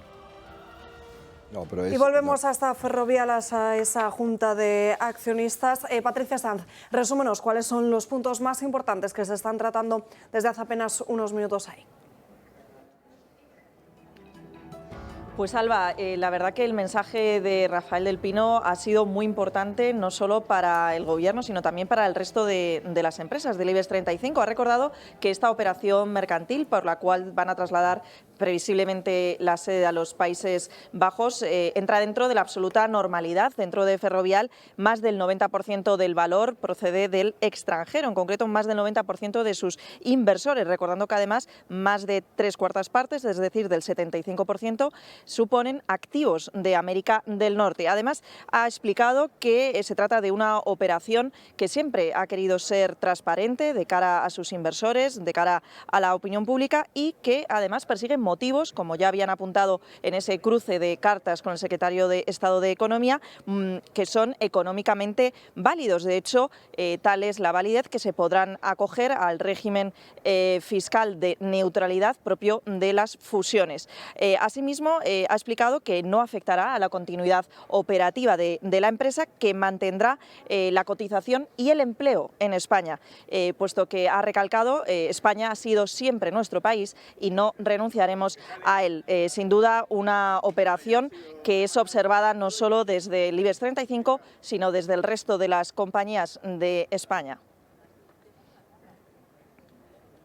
Gracias, Patricia. Bueno, pendientes, como decimos, de esa junta de Ferrovial. No sé qué os parece la cuestión de la sanidad antes de que vayamos a esa entrevista de Rafael Segovia, que no sé si tenemos preparada todavía, le quedan apenas unos minutos. A ver, yo experiencia con sanidad tengo mucha y desgraciadamente cada día tengo más, pero viene de lejos. Los casos puntuales de errores y salvajadas, yo esos los descartaría de la sanidad porque han ocurrido siempre. Sí, bueno. Yo me acuerdo en un hospital público de los más importantes de Barcelona haber perdido un muerto, lo cual tampoco es grave porque estaba muerto, pero no hubo manera de encontrarlo. Y también recuerdo que el señor que iba a ser operado, pues no fue cogido del lado, ¿no? Esto lo he vivido. Eso quiere decir que es un desastre la sanidad, no quiere decir que es un desastre, que hay algún desastre dentro de la sanidad. Con lo cual eso lo quitaría. Pero aparte de eso, sí que es evidente que la sanidad pública en España está empeorando a pasos agigantados y por dos motivos. Y eso no me lo invento yo, sino que me lo dicen expertos. O tres motivos. Mira, uno, en algunas autonomías se está invirtiendo más en directivos que en médicos. Dos, hace mucho tiempo que el Estado no invierte en aparatos. Y tres, el sueldo de los médicos es una birria. Y entonces, pues todo eso, perdón, no de los médicos, no, médicos, enfermeros y enfermeras, auxiliares de enfermería y probablemente celadores también. O sea que realmente lo que necesita es inversión. Y la frase de que teníamos la mejor sanidad de Europa o del mundo, eso se la creerá el mismo que se crea que los estudiantes ahora son los mejor formados de la historia. Conexión en directo, hablamos de Doñana con Rafael Segovia, diputado de Vox en el Parlamento de Andalucía. Muy buenas tardes. Hola, buenas tardes. Encantado de estar con vosotros e intentar aclarar algunas de las cuestiones importantes, porque casi todo lo que se está diciendo sobre Doñana son mentiras, son tergiversaciones, y yo creo que se está manipulando, pero de una manera interesada, porque después de las aclaraciones que hicimos ayer, la prensa sigue diciendo exactamente lo mismo que decía el día antes. Entonces yo creo que hay mucha gente que no quiere enterarse del tema. Justo estábamos hablando precisamente de esas mentiras a las que está recurriendo la izquierda y que necesitábamos conocer el fondo de este asunto. Así que es un placer poder hablar con usted y que nos aclare todas estas cuestiones. ¿En qué consiste lo que han aprobado desde su grupo parlamentario con el Partido Popular en el Parlamento de Andalucía y que ha puesto al Gobierno patas arriba y que ha enfadado a toda la izquierda? Porque ellos dicen Doñana no se toca, pero según lo que he podido leer esta mañana, en ese proyecto en ningún caso se habla de las aguas subterráneas, sino de aguas superficiales, ¿no? Sí, pero sí, además que ojalá se tocara el tema del agua, ¿eh? O sea, que es una lástima que no se toque el tema del agua, pero es que es competencia del gobierno central, porque las obras hidráulicas que tienen que llevar ese agua desde la cuenca del Tinto y el Piedra hacia la Confederación del Guadalquivir, hay dos fundamentalmente. Una es el desdoble del túnel de San Silvestre, cuya obra además se aprobó en diciembre del 18 y está considerada como obra de interés general del Estado. Simplemente si esa obra estuviera hecha no habría problema ninguno de agua en Doñana. Pero es más, no solo es que no habría problema, y no solo haría compatible la agricultura con el mantenimiento de Doñana en condiciones óptimas y también con el turismo de Matalascañas, es que sería la mayor garantía para el mantenimiento de Doñana. Porque Doñana, nadie habla de esto, estamos sufriendo un cambio climático, hay una sequía mundial que afecta a toda España. Ayer el Ministerio mismo estaba tomando medidas, pero parece que Doñana es ajeno a ese cambio climático y que aquí toda la culpa es de los agricultores. La sequía afecta a todo el mundo, pero en Huelva, por fortuna, tenemos tanto la cuenca del Guadiana como la cuenca del Tinto y el Piedra, tiene excedente de agua. Y ya digo, esa obra, el doble del túnel de San Silvestre, por sí misma ya podría llevar agua suficiente como para regar toda la Corona Norte y regar también Doñana si hiciera falta. Pero es que además en Huelva está construida al 30% la presa de Alcolea. La presa de Alcolea, también de la cuenca del Tinto y el Piedra, su finalización podría poner en regadío 24.000 hectáreas de secano. Y ya decimos que la Corona Norte son 9.300 y la mayoría no tiene problemas para riego. O sea, el problema lo está creando el gobierno, no haciendo las obras hidráulicas necesarias para la zona, y que ya digo que no solamente no es que supongan un problema, es que sería la mayor garantía para el mantenimiento de Doñana. Entonces, ¿en qué consiste exactamente lo que han aprobado ustedes? Que los agricultores puedan usar esas aguas superficiales y coger esas aguas, por ejemplo, del trasvase, ¿no? Sí, pero se lo voy a explicar porque además creo que hay que ponerlo en contexto. Estamos hablando de una zona de Huelva que está entre en Huelva hay tres cuencas hidrográficas, como le digo, la del Guadiana al oeste, en el centro justo desemboca está la ría de Huelva, donde desembocan el Tinto y el Odiel, y en la zona lindando con Cádiz está el Guadiana, está el Guadalquivir. Entonces, estamos hablando de la zona entre la desembocadura de la ría de Huelva y la desembocadura del Guadalquivir. Son 60 kilómetros de playa, de unas playas absolutamente espectaculares. Y desde Mazagón, que está tocando con la ría de Huelva, hasta la desembocadura del Guadalquivir, solo hay una localidad turística, que es Matalascañas. Solo una, que en 60 kilómetros de playa, en el otro lado mismo de la provincia, pues tenemos Punta Umbría, El Portil, El Rompido, Isla Antilla, Isla Cristina, Isla Canela.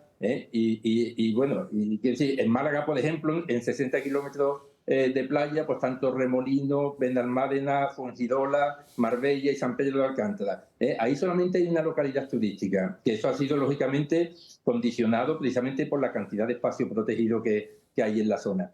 Tampoco hay un puerto, no hay puerto mercante, no hay puerto pesquero como hay en la otra zona de Huelva, no hay industria, porque además es una zona que está aislada, porque tenía que haber una carretera con Cádiz. Les recuerdo que desde Gerona hasta Huelva todas las provincias costeras están unidas por carreteras, menos Huelva y Cádiz, por lo cual dificulta también la instalación de cualquier tipo de negocio en la zona. O sea que es una zona que digamos, depende, está absolutamente condicionada y limitada a su desarrollo por Doñana. Entonces, ¿qué actividad le quedaba a toda esta zona? La agricultura. A estos habitantes, a los vecinos de estos pueblos solamente les quedaba impulsar la agricultura. Y lo hicieron además y de una manera fenomenal, introduciéndose en los mercados internacionales, pero además con el auspicio de la administración socialista, que organizaban reuniones en los pueblos, tanto la autonómica como las locales. Se organizaban reuniones, daban subvenciones a jóvenes agricultores, subvenciones para modificar las explotaciones ya existentes y animando a los vecinos de la zona que invirtieran en el campo. ¿Qué pasó? Que la progresiva extensión de los campos, lógicamente hizo, y además también la ocupación de algunos espacios forestales, hizo que la Junta tuviera que regularlo. Entonces, en el 2004, la Junta saca el POTAR, que es el Plan de Ordenación de los Territorios del ámbito de Doñana. En ese 2004, en ese plan, no es un plan que ordene los territorios, sino que establece los criterios para ordenar el territorio. Entonces, la normativa, la Junta la sacó en el 2014, que se llama el Plan Especial de Ordenación de las Zonas de Regadío ubicadas al norte de la Corona Forestal de Doñana. Ese es el nombre del plan. Y en ese plan, efectivamente, quedan determinados qué territorios son de secano y cuáles son de regadío. Pero lo hacen con la planimetría de 2004, no con la de 2014, que es cuando se aprueba este plan. ¿Qué ocurre? Que entre 2004 y 2014 muchos agricultores habían invertido su tiempo y su dinero en poner regadío tierra. Y había otros que habían cultivado con anterioridad a 2004, que en ese año no habían cultivado por las razones que fueran, y también quedan declarados sus territorios como no regables, ¿no? Entonces, lógicamente, estos agricultores de la noche a la mañana ven que sus explotaciones no les sirven absolutamente para nada.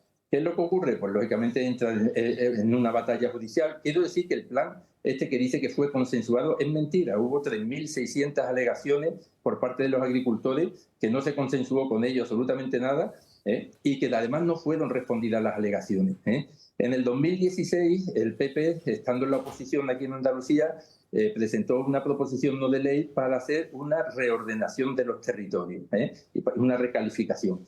En el 2021, recuerdo que en el 2018 el PP pasó a gobernar con Ciudadanos, con nuestro apoyo. En el 2021, como no había hecho la reforma y ya sí tenía una mayoría para hacerla, los agricultores recurrieron a Vox. Y entonces nosotros, ¿qué hicimos? Pues presentamos una PNL en línea con la que había presentado el PP anteriormente. ¿Con qué intención? Pues lógicamente que el PP se sumara, incluso que el gobierno tomara una iniciativa. El PP presentó una proposición de ley que nosotros apoyamos, pero que decayó con el fin de la legislatura. Al comenzar esta legislatura, pues Vox, yo creo que haciendo una oposición ejemplar y no queriendo protagonismo ninguno, le propusimos al PP que la volviera a presentar. Como no la presentaba, nosotros en el mes de octubre registramos nuestra proposición de ley. Nosotros podíamos haberla presentado en el Parlamento. ¿Pero qué hubiera ocurrido? Pues que algún grupo de agricultores nos hubieran apoyado a nosotros, otros hubieran preferido esperar que la presentara el PP, por si la presentaba, y hubiéramos generado división. Y mi grupo tuvo la altura de mira y la generosidad suficiente para no presentarla. Es más, dimos un plazo que fue la primera semana de febrero para presentarla, y aún así, como ya entonces estábamos en conversaciones con el PP y nos dieron su palabra que la iban a sacar, hemos esperado hasta que ellos la sacaran y nos hemos sumado a su proposición de ley, porque nosotros aquí nuestra única intención es solucionar el problema de los agricultores. Aquí no hay electoralismo ninguno. Nosotros ya digo que la teníamos registrada desde el mes de octubre y la legislatura anterior también la habíamos registrado con bastante antelación. El único interés que nos mueve, de verdad, es solucionar el problema de los agricultores de Doñana, que se está cometiendo una injusticia tremenda con ellos, que están recibiendo centenares de sanciones, además muy fuertes, y están viviendo con una inseguridad que no merecen porque son unos trabajadores natos, trabajan todos los días de la semana, de sol a sol. Me encantaría que ustedes enviaran para allá cámara y los conocieran o que les visitaran, porque son gente que trabajan y que merecen la ayuda, pero no que se merezcan la ayuda, que merecen justicia simplemente. Entonces, lo que nosotros queremos de momento, lo que podemos hacer desde el Parlamento andaluz es recalificar las tierras.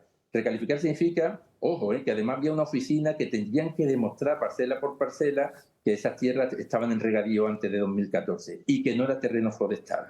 Entonces, el objetivo, ¿cuál es? Tener preparadas las tierras legalmente para que cuando llegue el agua superficial puedan optar a ese agua. Estas tierras no van a poder optar a agua del acuífero, con lo cual es mentira. Están mintiendo todos los que dicen que se está poniendo en riesgo Doñana. Dicen que son científicos, pues no sé de dónde habrán salido esos científicos, o desde luego estoy convencido que no han leído la ley. Porque la ley para nada pone en riesgo Doñana porque no toca agua. Y quiero decir que del IBE, ya en la legislatura anterior, cuando él compareció aquí, después de insultarnos, bueno, no a nosotros, pero sí la ley, el procedimiento, y intentar ridiculizar a los que la defendíamos, cuando yo le pregunté, bueno, ¿y usted por qué no, en vez de solicitar que se cierren los pozos, por qué no solicita al gobierno que haga las obras y llegue el agua a la zona? Y dijo, porque esta ley no toca agua.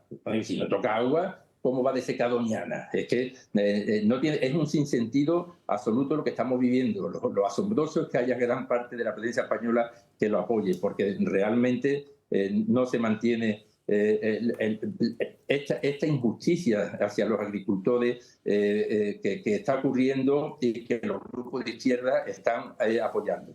Entonces estaríamos diciendo que esta ley no vulnera en ningún caso la normativa europea. Seguro que hay alguna pregunta y alguna duda en la mesa. Le pregunta a Josep María Francas. No, yo la duda que me ha quedado es entonces, esta ley que se ha votado o se va a votar solo habla de volver a calificar tierras, no habla de sacar agua de ningún sitio. Exacto, no. Esta ley es simplemente recalificación, o sea, una ley de ordenación del territorio, para recalificar las tierras, y estas tierras que se recalifiquen quedarían calificadas como suelo agrícola regable con aguas superficiales. Es decir, que ningún derecho sobre las aguas profundas y en verdad ningún derecho tampoco sobre las aguas superficiales. Tienen el derecho a optar, pero al final esa concesión de agua tiene que concederla las confederaciones hidrográficas. O sea, que es mentira, es un montaje absoluto que no sé cómo se puede mantener. O sea, que nada de tocar aguas profundas. El agua del acuífero de Doñana en ningún caso se va a autorizar a alguien que la toque. Ya, pues Rafael, yo animaría, en tu caso animaría a diputados del PP que tienen más predicamento en muchos medios de comunicación que también lo expliquen, porque realmente la información que está llegando al ciudadano es absolutamente falsa. Sí. Pero claro, si yo cuando yo ayer salí de Huelva para venir a Sevilla para presentar la ley, pues la verdad es que venía consternado, porque venía escuchando emisoras y bueno, encima somos los malos. O sea, parece que nosotros queremos firmar Doñana, pero nadie quiere más a Doñana que la gente de Huelva. Si hay pocas provincias que estén tan cuidadas como Huelva en este sentido, nosotros somos los primeros interesados. Pero es que además esta ley, que ya digo, sería el primer paso para una segunda de llegada de aguas superficiales, que es la que garantizaría la supervivencia de Doñana, porque al margen de los agricultores y al margen de Matalascaña, que también coge el agua de Doñana, hay una sequía, ¿no?, general. Pues ya digo, pues es que en Huelva la podemos solucionar llevando el agua de la cuenca Tinto Diel Piedra y también de la cuenca del Guadiana, que afortunadamente tenemos unos buenos pantanos, y esa sería la garantía para el sostenimiento de Doñana. Después lo de Europa, claro, Europa pide informe al gobierno español, Teresa Rivero le dirá lo que le dé la gana, dirá que esta ley es nefasta para Doñana, que ya lo ha dicho que es lo que piensa. Pues claro, pues Europa toma medidas a partir de la información que le está pasando al gobierno español. Es que tenemos al enemigo metido en casa. O sea, ahí tenemos al lobo cuidando de las ovejas. O sea, y el PSOE es esclavo también. ¿Por qué? Porque es que Podemos es contrario a los trasvases. O sea, es contrario a la agricultura intensiva, pero además contrario a los trasvases, que bueno, como digo, yo soy contrario a los aeropuertos, a las carreteras. ¿Cómo se puede ser contrario a los trasvases? Hay millones de personas en el mundo que beben y comen gracias a los trasvases. Entonces, claro, el PSOE no quiere tomar medidas con respecto a los trasvases. En realidad, como tiene que cumplir la ley, pues está aquí diciendo que sí, que va a empezar la obra del túnel San Silvestre, que ya lleva 5 años, que ya podía haberla empezado. Pero sabemos que Podemos está en contra, con lo cual el PSOE es un poco esclavo también de Podemos en este sentido, ¿no? Pero porque es inexplicable la posición sobre todo de los diputados del PSOE en Huelva, que ellos conocen el problema y conocen a la gente de allí y la situación que están viviendo. O sea, realmente... Parece más que nada una polémica a las puertas de las elecciones sacada a propósito, desde luego. Rafael Segovia, ha quedado clarísimo, no tenemos tiempo para más. Muchísimas gracias por aclararnos todas las dudas, un placer. Muchísimas gracias a vosotros por permitirme aclararlas. Muchas gracias. Adiós. Saludos, Rafael. Bueno, pues ya ven, por lo menos hemos entendido qué es lo que está pasando y al final cómo se ha tergiversado toda la historia. Nos vamos a ir a una pausa de publicidad, pero antes les recuerdo una actividad que tiene preparada el Club de Amigos para hoy, jueves 13 de abril a las 7 de la tarde. Estamos hablando de una actividad que se va a producir del proyecto Cananejas, que es el icono del Nuevo Madrid. Ahí lo están viendo. Todavía hay plazas, tanto presencial como en Zoom, así que si quieren apuntarse, ya lo saben que a través de la página web del Club de Amigos es muy sencillo, clubdeamigos.eltorotv.com. Ahí en el apartado de agenda van a ver un calendario desplegable y por días pueden apuntarse a esas actividades. Si tienen alguna duda, el número de teléfono está a su disposición, 91 616 24 64. Pausa para la publicidad y a la vuelta, Crónicas de Manicomio. Les esperamos.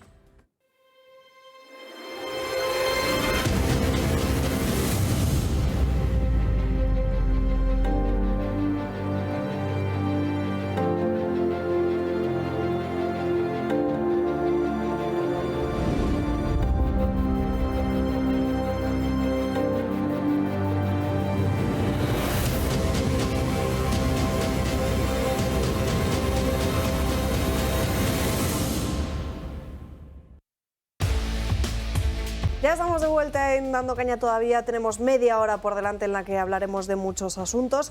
Todavía nos tenemos pendiente ese tema de la política y cómo los varones del Partido Socialista se están distanciando de Pedro Sánchez a las puertas de las elecciones autonómicas y municipales del mes de mayo. Ese caso de Emiliano García Paje, que decía ayer que él no tenía jefe y que esas las cosas de Madrid a él le quedaban muy lejos, y también de ese estado de emergencia que ha decretado el gobierno de Italia en las últimas horas por la cuestión de ese boom de inmigración ilegal que tienen en el país. Antes de todo eso, Ana Gullo con sus crónicas de Manicomio. Buenas tardes, Ana. Muy buenas tardes, Alba. Y tenemos primero una noticia un poco más triste que la siguiente, que es la que ayer ya intentábamos de alguna forma decirles a los espectadores, porque un conductor de 73 años ha atropellado mortalmente a 3 personas y ha quedado en libertad sin fianza. A pesar de haber sido imputado por los delitos de homicidio imprudente y conducción temeraria, al haber triplicado la tasa de alcohol permitida y haber dado positivo en drogas. Las familias de las víctimas están devastadas e indignadas. ¿Qué ocurrió exactamente? Los hechos sucedieron en la localidad de Suesa, La Rioja, sobre las 8 de la tarde cerca del camping de Somo. El conductor perdió el control del vehículo, se salió de la vía y atropelló a las 3 personas que estaban caminando por el paseo peatonal colindante a la carretera. Según el auto del juzgado, el vehículo chocó contra el contenedor, salió rebotado al centro de la vía, colisionó contra otro vehículo y se estrelló contra un árbol. Los fallecidos son 2 mujeres de 68 y 49 años y un joven de 19 años.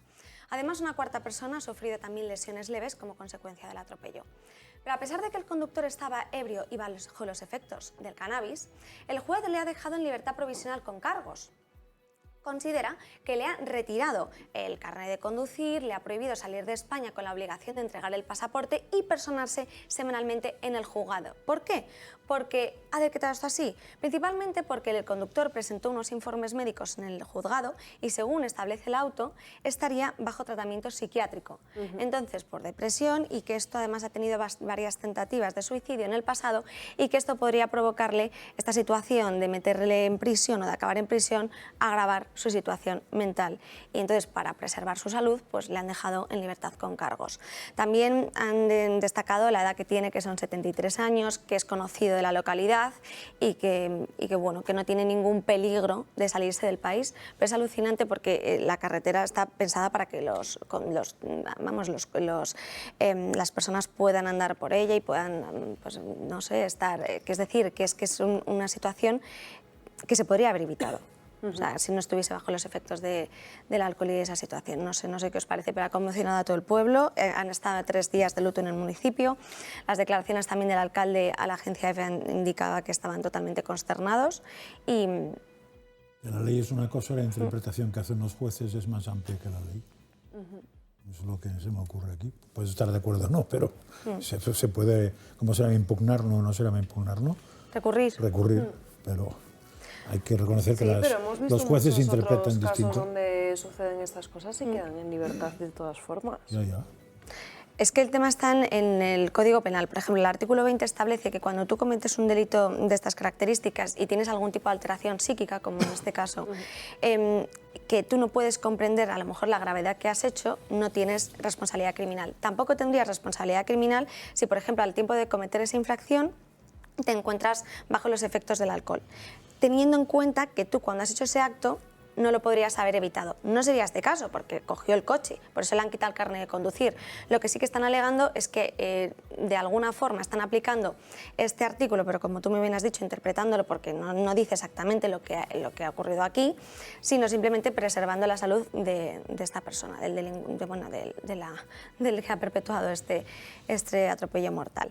Y luego, es más, el Tribunal Constitucional en el año 2018 decretaba una sentencia en la que una persona que había sido absuelta, hasta que se celebrase por un juzgado de instrucción, también por un delito penal que estaba totalmente devastada o con efectos de salud mental, el tribunal lo que considera es que no debería entrar en prisión hasta que se resolvieran los autos pertinentes.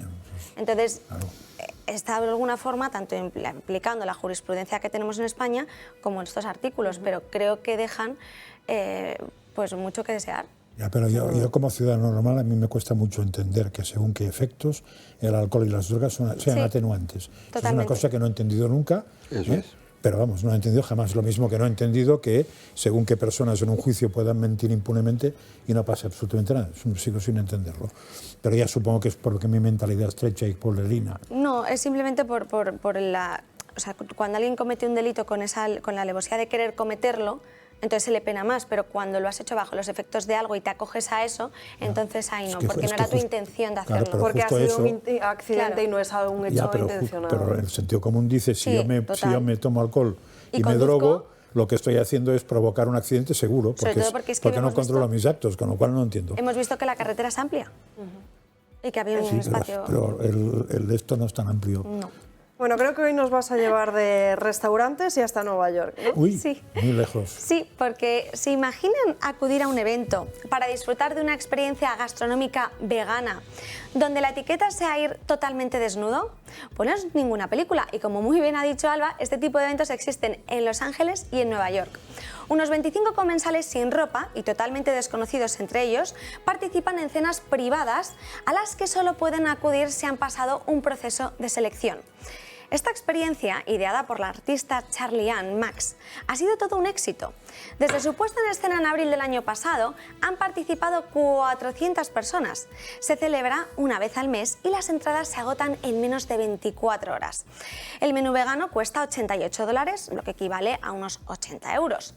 Cada menú, según sus precursores, está diseñado para tener una experiencia holística y transformadora para el cuerpo, la mente y el alma.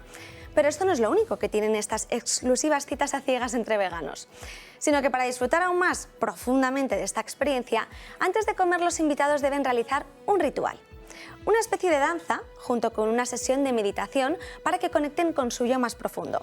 Hasta ahora Charlie-Anne no ha exportado su descarada experiencia fuera de Estados Unidos, pero su plan es extenderlo por todo el mundo.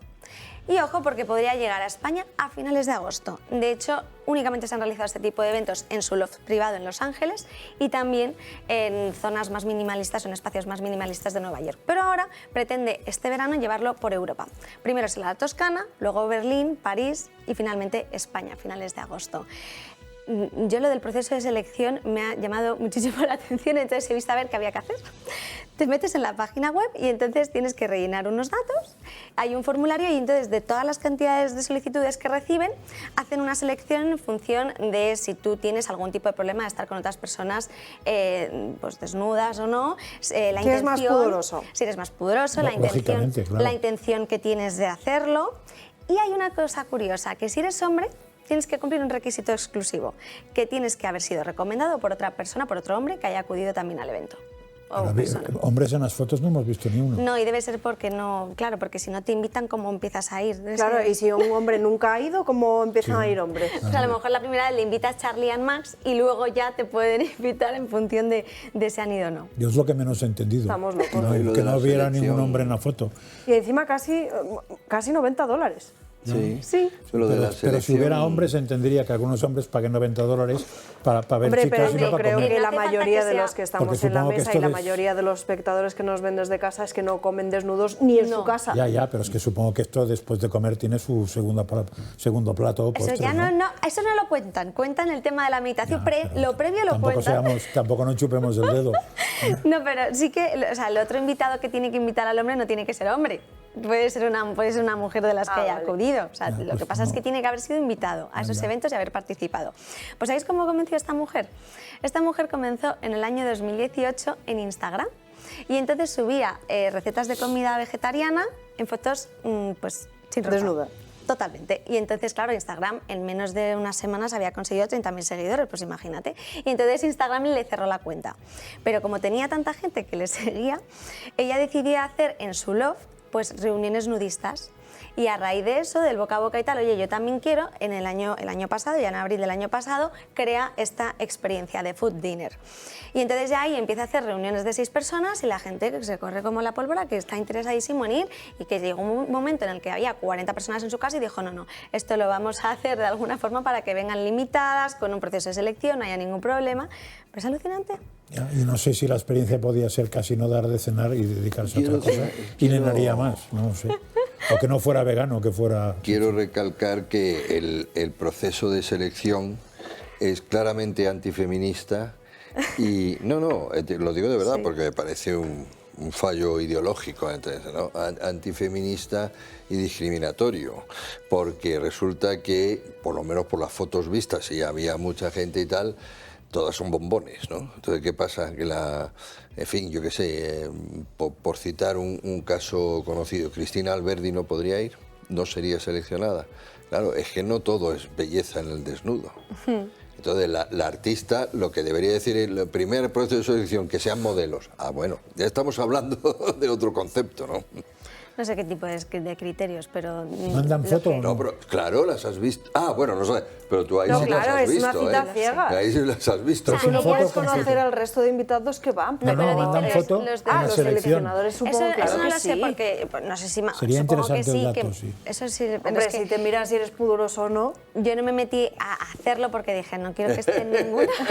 o sea, yo no quiero aparecer en ningún sitio raro, que a mí no quiero que me llegue ninguna Instagram en el invitación. minuto 1. Ana, estás muy Mandamos de foodie, ¿eh? voluntarios si queréis para allá a verlo. Yo leí el artículo y dice que van a Enrique. hacer cenas en España también. Sí, es lo que he van a dicho, traer, o sea, en que agosto. esto, ojito Veremos que- quién se apunta. Sí, sí. En Mientras no agosto. pongan sopa o que lo puede liar. Lo que no han dicho es dónde. Estás muy tú con los restaurantes. El otro día la albóndiga de mamut. Eso le echa faría el negocio al Tito las Berni por eso, propinas ¿eh? obligadas, sí. Yo no El sé qué Tito ha Berni ocurrido. no A hubiese raíz de la funcionado. pandemia parece que la restauración se ha vuelto un poco... No sé, no lo sé. Nos hemos ¿no? vuelto locos. Ana Gullo, muchísimas gracias por estas crónicas de Manicomio. Nos vemos mañana con más asuntos. Y antes de Saludos, seguir Ana. con más temas, queremos mostrarles hablar de los datos del paro, porque hemos visto en las últimas semanas como desde el gobierno de Pedro Sánchez, Nadia Calviño, María Jesús Montero y por supuesto Yolanda Díaz han sacado pecho de su buena gestión y han presumido de los datos y de lo bien que va el empleo en España. Sin embargo, esos datos están manipulados. El Ministerio de Trabajo asegura que el desempleo en los servicios públicos ha descendido en casi 50.000 personas en marzo en relación con febrero, y la ministra poco ha tardado en resaltar el supuesto logro. Esta buena noticia es un síntoma de la fortaleza de nuestro mercado de trabajo, especialmente importante en un contexto de incertidumbre económica, financiera a nivel internacional. De hecho, la también vicepresidenta segunda y candidata a la presidencia del Gobierno por su nueva formación, Sumar, no tardó en subir un tuit subrayando que hasta el diario londinense Financial Times afirma que España ha sido pionera en enfrentar el trabajo precario con una nueva modalidad de contrato. Pero claro, si entramos a leer la información, se explica que la Unión Europea combate un 37% de trabajadores menores de 30 años con empleos temporales. Y es un experto financiero, sorpresa, un profesor universitario, Jorge Uxó, que apoya públicamente el proyecto de Díaz, el que afirma que la genialidad española ha sido la de aumentar los contratos permanentes con los famosos fijos discontinuos. Sí, esos que no computan como parados aunque puedan estar durante varios meses del año sin un contrato. Por eso no sorprende que la reacción sindical haya sido la de calificar la reforma laboral como la panacea,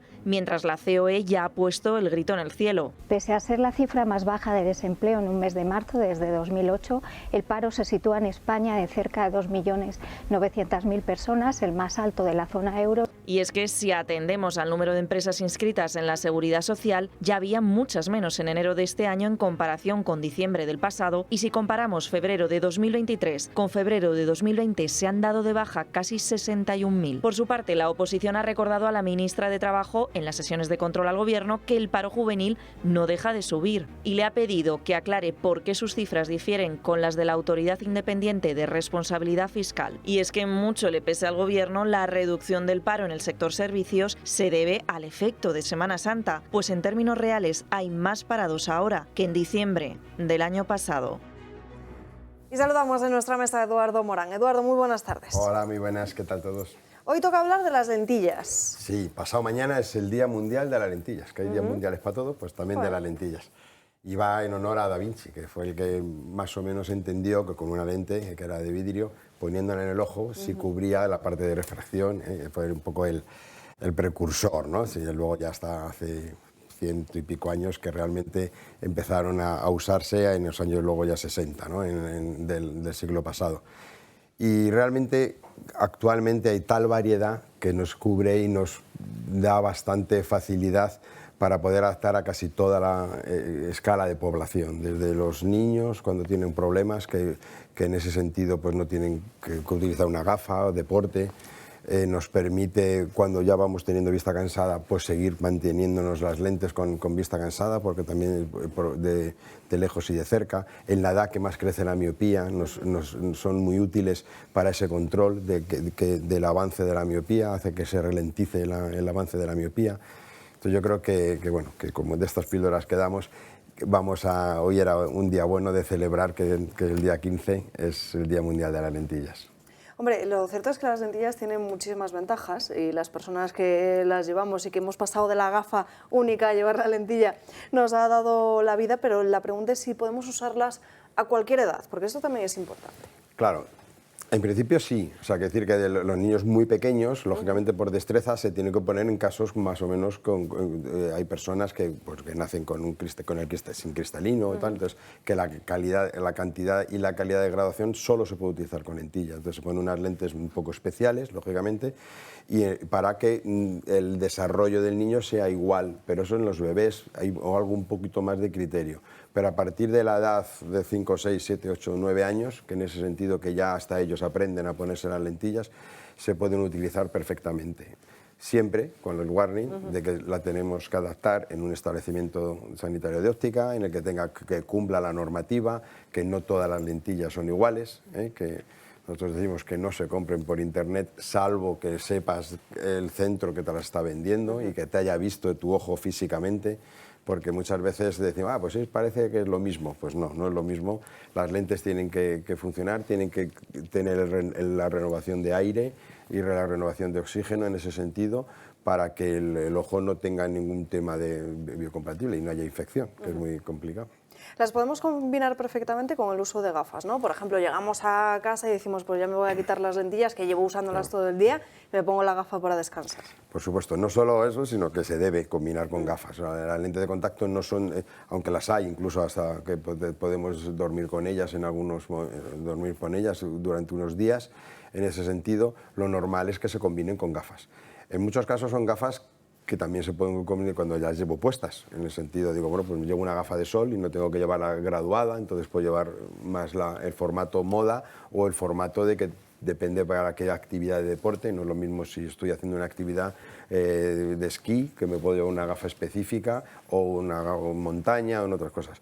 Pero sobre todo es que sí se debe combinar para hacer los descansos necesarios, que en muchos casos, y dependiendo, y por eso sí que es importante que lo vea un optometrista y que lo analicemos, saber qué horario, y según el tipo de lágrima y el tipo de lente que se va a utilizar, cuánto es el horario adecuado para la utilización. Pero yo creo que ahora hay tal abanico que el 90 y tantos % que entra en consulta, si puede llevar lentillas, las llevan, gracias a Dios. Ha cambiado mucho.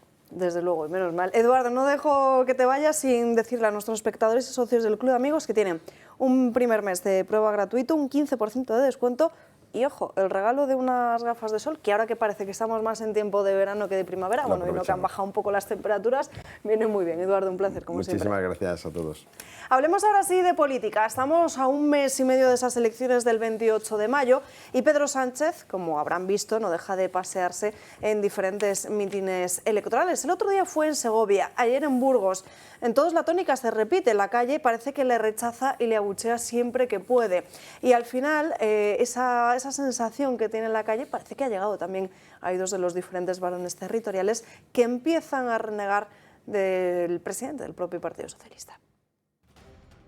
El Partido Socialista tiene varios frentes abiertos. Los problemas con sus compañeros de gobierno son evidentes. La ley del sí es sí les ha separado, entre otras cosas. Ahora Sánchez y su partido, con su política sobre el Sáhara y su apoyo a Marruecos, han sufrido abucheos en diferentes actos. Ocurrió en Mislata, después en Segovia y ayer mismo en Burgos. Todos ellos en la misma línea, pidiendo un Sáhara libre. Este cambio de rumbo parece perjudicarle. Dentro del propio gobierno también existe una distancia. Hay varones que no apoyan las políticas que se están haciendo desde la Moncloa y el rumbo que se está tomando el partido.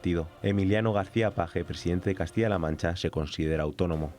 Y yo me llamo García Paje Sánchez, y el presidente del gobierno, que a estos efectos yo no tengo jefe. La política en Madrid está enormemente desquiciada, muy desquiciada. Tengo que decir que me declaro totalmente autónomo, incluso de mi partido. han lanzado su campaña para las próximas elecciones de mayo. El mensaje que quieren mostrar es que la comunidad está en buenas manos. Hay un vídeo explicativo sobre todo lo bueno que está haciendo y animando a la gente a que apueste por él. En los periódicos llama la atención que no aparece ni el logo del partido, muestra que él va por su cuenta. En Aragón, Javier Lambán tampoco está de acuerdo con las decisiones de su partido. Afirmó que se desarmó al Estado frente al procés. Los delitos de malversación cometidos por los dirigentes catalanes no deberían de haberse rebajado. Su posición fue contraria a la del Partido Socialista. Pedro Sánchez parece distanciarse del propio Ejecutivo y de los miembros de su partido con las decisiones que toma. Bueno, fíjense, prueba de este rechazo de los varones. Es la lista de asistentes a la convención del Partido Socialista que se va a celebrar en puertas de ese 28 de mayo. Ahí van a ver a los diferentes líderes autonómicos del Partido Socialista y la mayoría de ellos, por no decir prácticamente todos, porque solo está en duda Guillermo Fernández Vara, no acudirán a la convención socialista. Sí lo hará Chimo Puig. A mí, quiero decir, esto va en línea con lo otro, pero me parece que ganarían en credibilidad todos si sus diputados después en el Congreso o en el Senado, es decir, senadores, tuvieran algo que ver con lo que están diciendo ahora, porque eso es muy bonito de declarar A y en la vida hacer B. Por cierto, a mí me sigue escandalizando, seguramente porque soy, ya he dicho, periférico y corto mental, que los cargos públicos hagan mítines en horario laboral. Me sigue escandalizando, porque estoy pagando su hora. Si lo hacen en fin de semana me callaría. Totalmente. O por la noche. O por la noche, a partir de las 8, pero saliendo a las 8 de Madrid, ¿eh? Bueno, no pero antes sí que es cierto que en anteriores campañas siempre hemos No, visto como todos los mítines haga. son en fin de semana, pero ahora sí que es cierto pues que... Lo haga quien lo haga, aunque lo haga mi primo, me sigue escandalizando. Es que Sánchez tiene que tener la agenda del fin de semana libre. Ya, pues nada. Estoy pagando los mítines y yo protestaría si fuera más capacidad económica que la que tengo yo. Yo no me haría mucha ilusión. Me resulta curioso de Chimo Puig, que hemos visto la quiniela, y yo creo que tiene mucho que ver.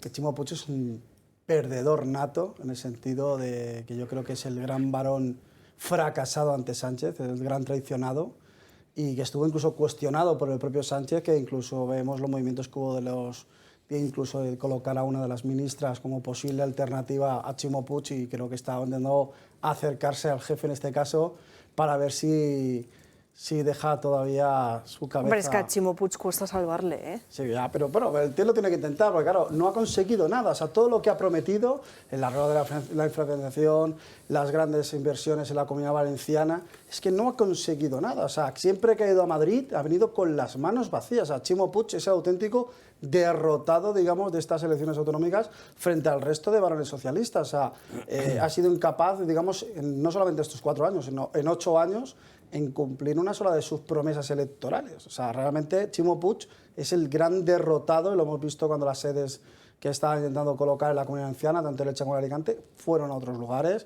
La financiación y la infraestructuración que siempre han reclamado que iban a cambiarlo y que Sánchez prometió que iba a hacer, ahora vuelve con la misma cantinela. Y al final Chimo Puig lo que está buscando un poco es eso, el cariño que no tiene aquí, porque sus socios de gobierno se lo quieren limpiar, y están buscando ya incluso el relevo ya dentro del Partido Socialista, que es un señor que está más que acabado, y que esperemos que su carrera de 42 años acabe este 28M. Sí, quiero decir que yo no confiaría mucho tampoco en esa leyenda urbana de que hay un PSOE alternativo y de que estos lo representaría el señor Paje autónomo. Venga ya. Esto es sin duda una mera táctica electoral de cara al 28M, donde las reglas de juego son las siguientes. Di las tonterías que quiera, parece autónomo, todo eso y tal y cual, pero como no saques, a casa, tú te vas a ir. Como yo siempre he dicho, además, un partido político como el PSOE actual es menos democrático que el ejército. Porque, como siempre digo, imagínense, un comandante se pelea con su coronel y tal y cual, bueno, pues destinado a chafarinas. Pero como comandante, aquí, cuando pierdes el coche oficial, te puedes ir a vender Kleenex directamente en los semáforos. Y lo decide el jefe, señor Sánchez. Por lo cual, esto es una táctica electoralista de... Ahora me hago un poco el independiente, pero el contrato es o ganas o te quito. Terol. Bueno, es que yo creo que estoy muy de acuerdo con Calvet. Es que no hay un líder socialista más moderado. Es decir, esto es el sanchismo. Ni autónomo. Guillermo Fernández Vara y Emiliano García Paje, incluso Lambán, en algún momento han escenificado tensiones porque se acercaban las elecciones autonómicas y lo que quieren es a ver si ese voto socialdemócrata que ha saltado por la ventana de la casa del voto del Partido Socialista, en lugar de irse a la abstención o ir hacia Podemos o ir hacia el Partido Popular, es capaz de retenerse justo en autonómicas. Pero es que la realidad es que, se ha dicho aquí muy bien, los diputados y senadores del Partido Popular somos un partido presidencialista. Decidimos quién va en la lista de las generales, generalmente directamente desde la Dirección Nacional. Pero en el Partido Socialista, que es asambleario, los diputados nacionales por cada circunscripción son decididos por sus secretarios generales autonómicos, que son los mismos que votan la ley del sí es sí, la ley trans, estos presupuestos generales del Estado, esta subida de impuestos, el encerrarnos a todos en casa. Todo eso lo han votado los diputados y, por tanto, los acólitos de Emiliano García Paje, de Lambán y de Guillermo Fernández Vara. Luego, no hay socialistas, líderes socialistas moderados o no, hay votantes socialistas moderados, mucho más moderados que su partido, que probablemente no se sientan identificados para nada con ninguno de estos. Y lo que están intentando es, oiga, voy a tomar cierta distancia, yo no conozco a Sánchez, que es lamentable, quizá ya es la depravación máxima a la que se puede llegar en política, que ya es abjurar hasta de la persona que te ha. Pero bueno, como esto estamos acostumbrados a verlos todos los días, pero es que en el Partido Socialista es especialmente ya insultante que quieran convencernos de que lo que vivimos en el Congreso de los Diputados todas las semanas, Tito Berni incluido, y los otros 15 que algunos sabemos quiénes son y quiénes no, pero hombre, responden y son puestos por sus direcciones regionales, las mismas que si mañana Sánchez sale, van a volver a colocar a un candidato que será igual de radical o más radical. Nunca pensamos que habría un líder más radical que Zapatero en el Partido Socialista. Y se han superado a sí mismos. Por una cosa, una postilla, una frase. 20 segundos. Sí. Hay muchísimos votantes socialistas y socialdemócratas que son mucho más socialdemócratas que el Partido Socialista. Por supuesto. Ese es el tema. Una última cuestión. En página internacional, simplemente se lo cuento, seguramente lo analizarán a lo largo de la tarde de hoy, tanto en Redacción Abierta como en El Gato al Agua, la entrevista que ha concedido Marine Le Pen al diario El País, donde dice que si Rusia gana la guerra es catastrófico, pero si gana Ucrania se habrá desatado la Tercera Guerra Mundial. Hasta aquí el programa de hoy, no tenemos tiempo para más. Muchísimas gracias a todos por acompañarnos a lo largo de esta mañana en Dando Caña.